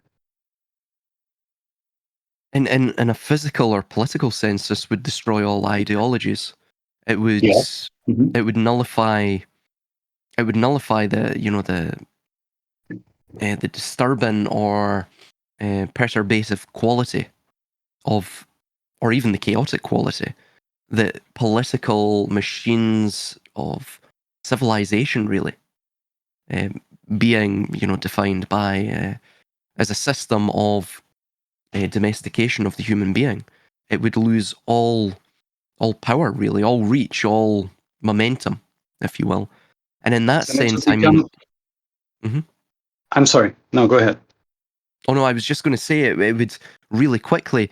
It would, if you were to sort of illustrate this, to project it, what we've just discussed there at losing fuel, it would look like that spiral, or a funnel, right? A funnel-shaped spiral. Once it hits that point of the upper growth of maturity, and it contracts backwards, then the more fuel, like what you're saying, the more the less extreme elements within the system, so to say, it will it'll produce smaller and it will have an inverse of the funnel, if you will, back to the contractive singularity, and then everything will begin again. Sorry, man. Please. No, yeah, it was. I was agreeing. It is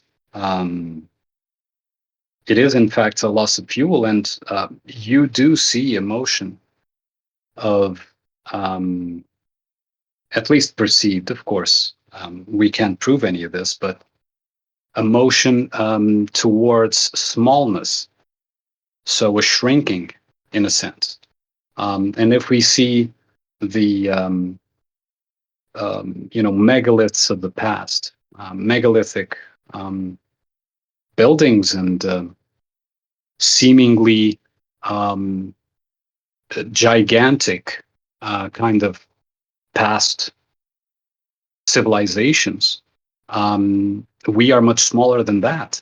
So we in the next iteration, it will probably be even smaller than us.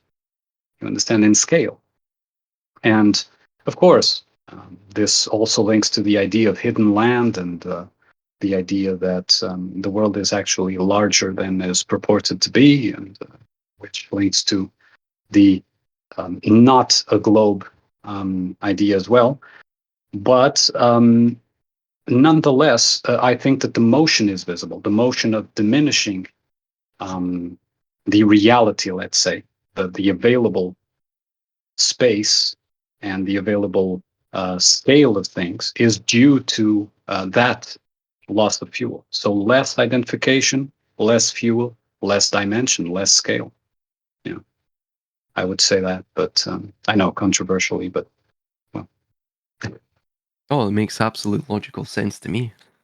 I'm totally on the And if same you page. and if you recall, when you were here, us discussing about the possibility, the speculated possibility of local stories having been artificially enlarged to give it an idea that it was bigger than it actually was, right? And Yes. so if you have to artificially enlarge something, it means that it's smaller than it's purported to be, right? And that the actual space it takes is less right now than, and you want to make it look bigger, a sort of a, I don't know, maybe a demiurgic penis envy or something like that. That he wanted to have a bigger one, but has to Well, make it, has to compensate by buying a noisy car or something like that. this is pride and conceit and even Yeah. greed. I mean, like, you know, funnily enough, like the hobbits, even though they lack size, not in the department that we were just mentioning, but in We don't terms of know, man. actual bodily height, um, they don't have the insecurity that even Sauron has, right?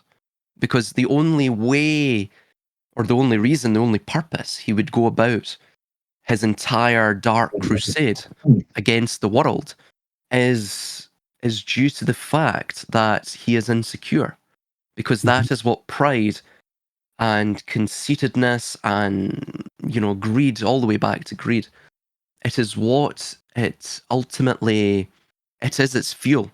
It's what ultimately drives it. It's the pressure, the capillary motion which moves it ever upwards, right?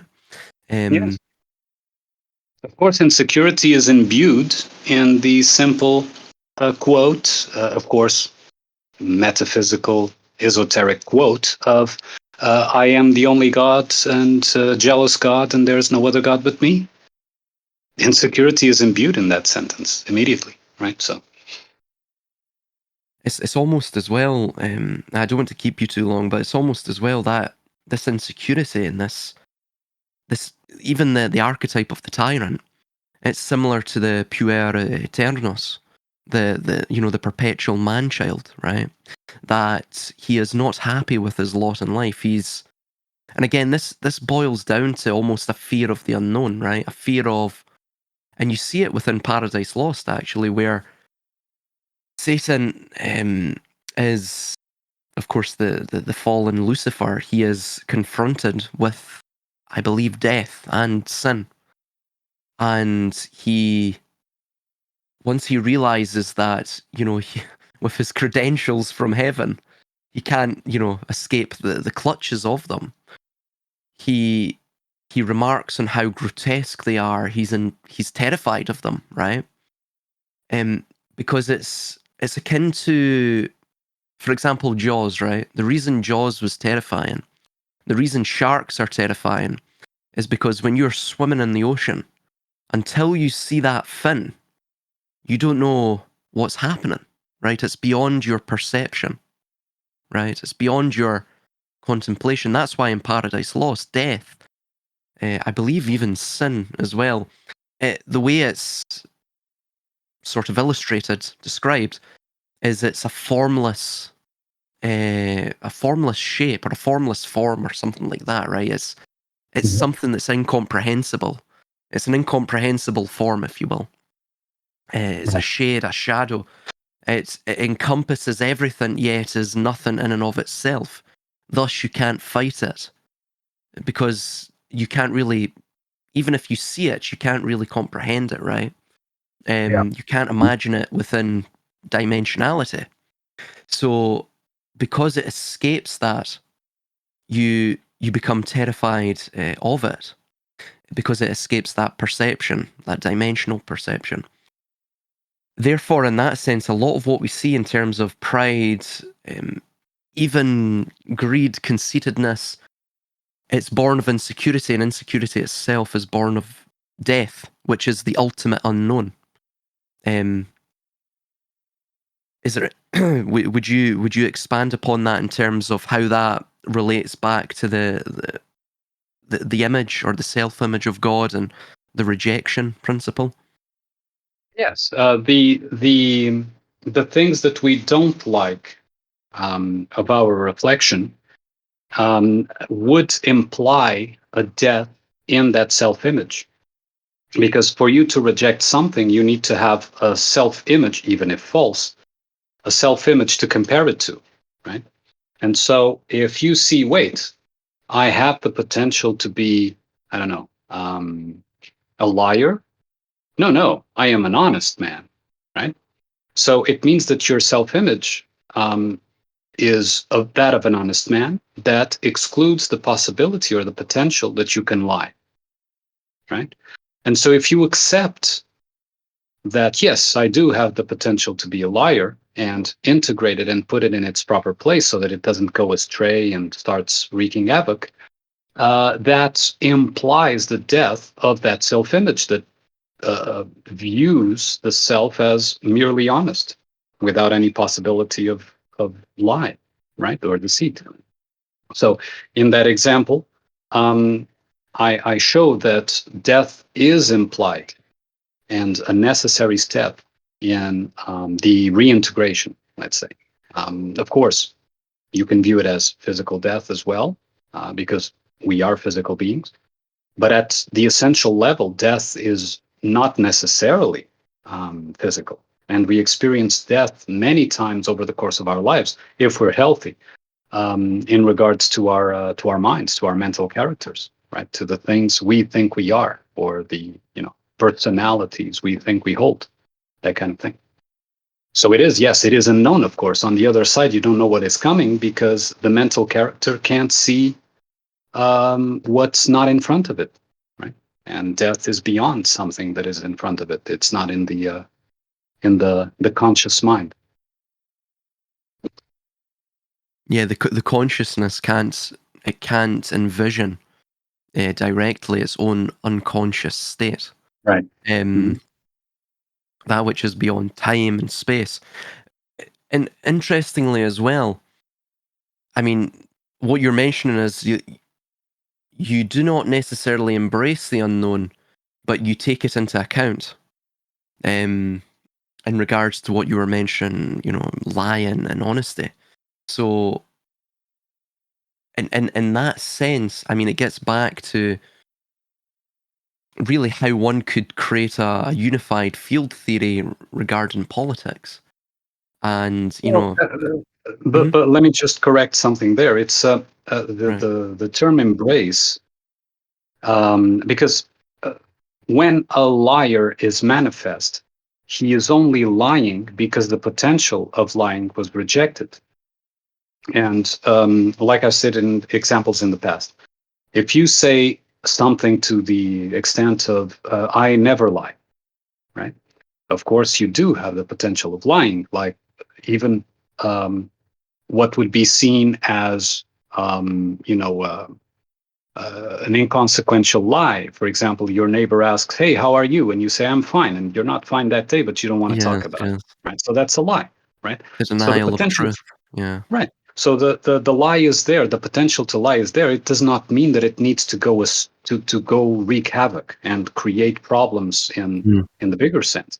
It's just that it requires embracing that the potential is there, that it belongs to you, and of course taking responsibility for its amassing so much rejection power, let's call it like that, that it started creating problems. So you have to take Yes. responsibility for those problems merely because you rejected their potential. But the embrace comes at the level of potential, not at the level of manifestation. It's not like, yeah, you lie and you tell the truth at the same time, and you become this game of Yeah. extremes. No, that is Yeah. not the idea. The Schizophrenic idea is character. Yeah.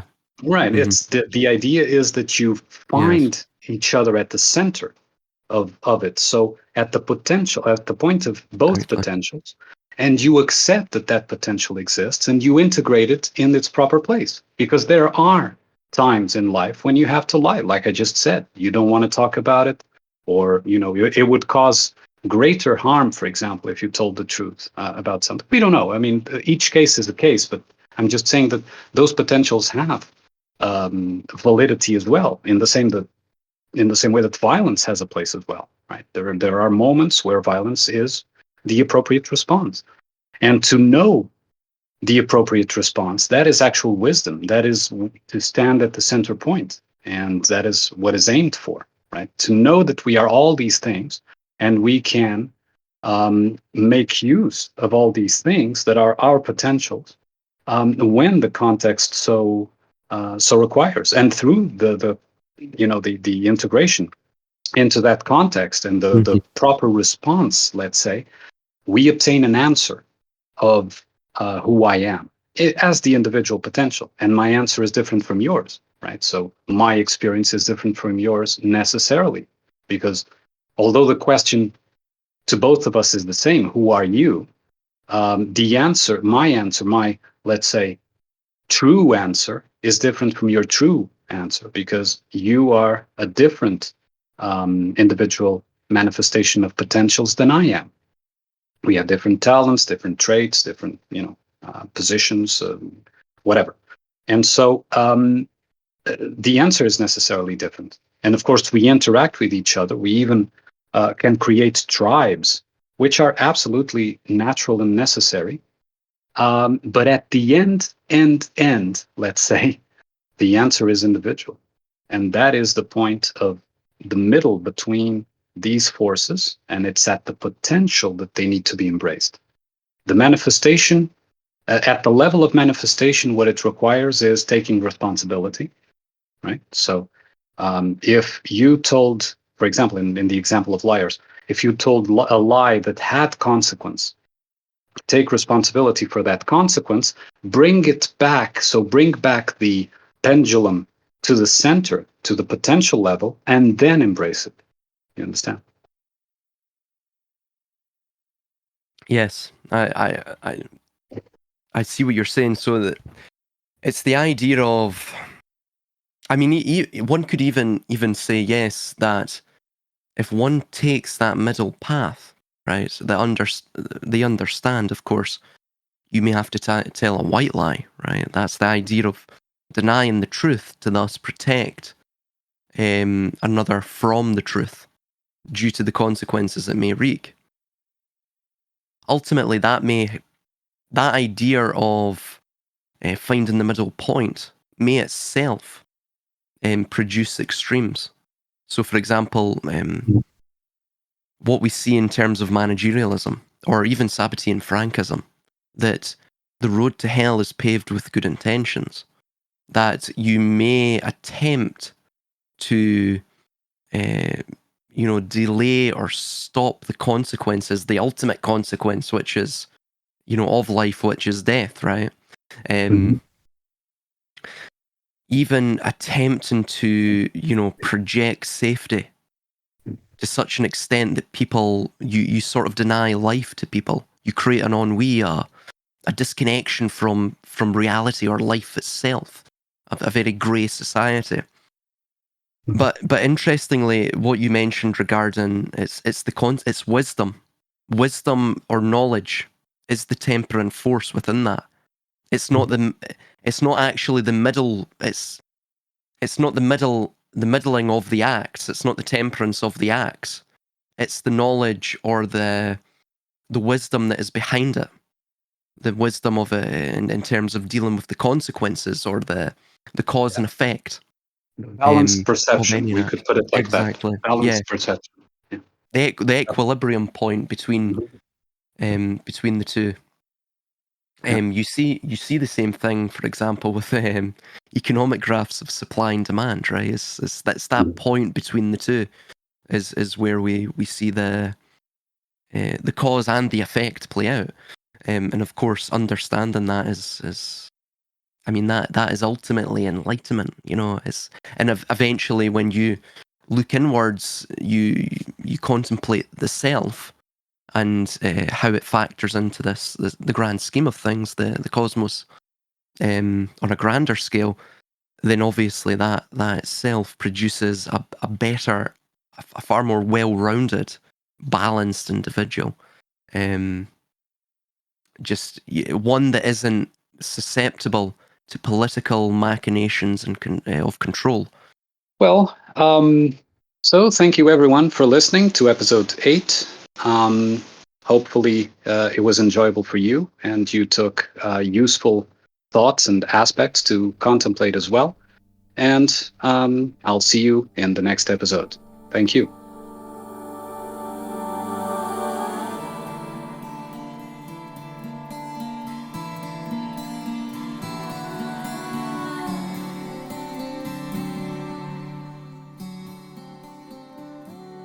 ProGnosis, a podcast with Àrmunn.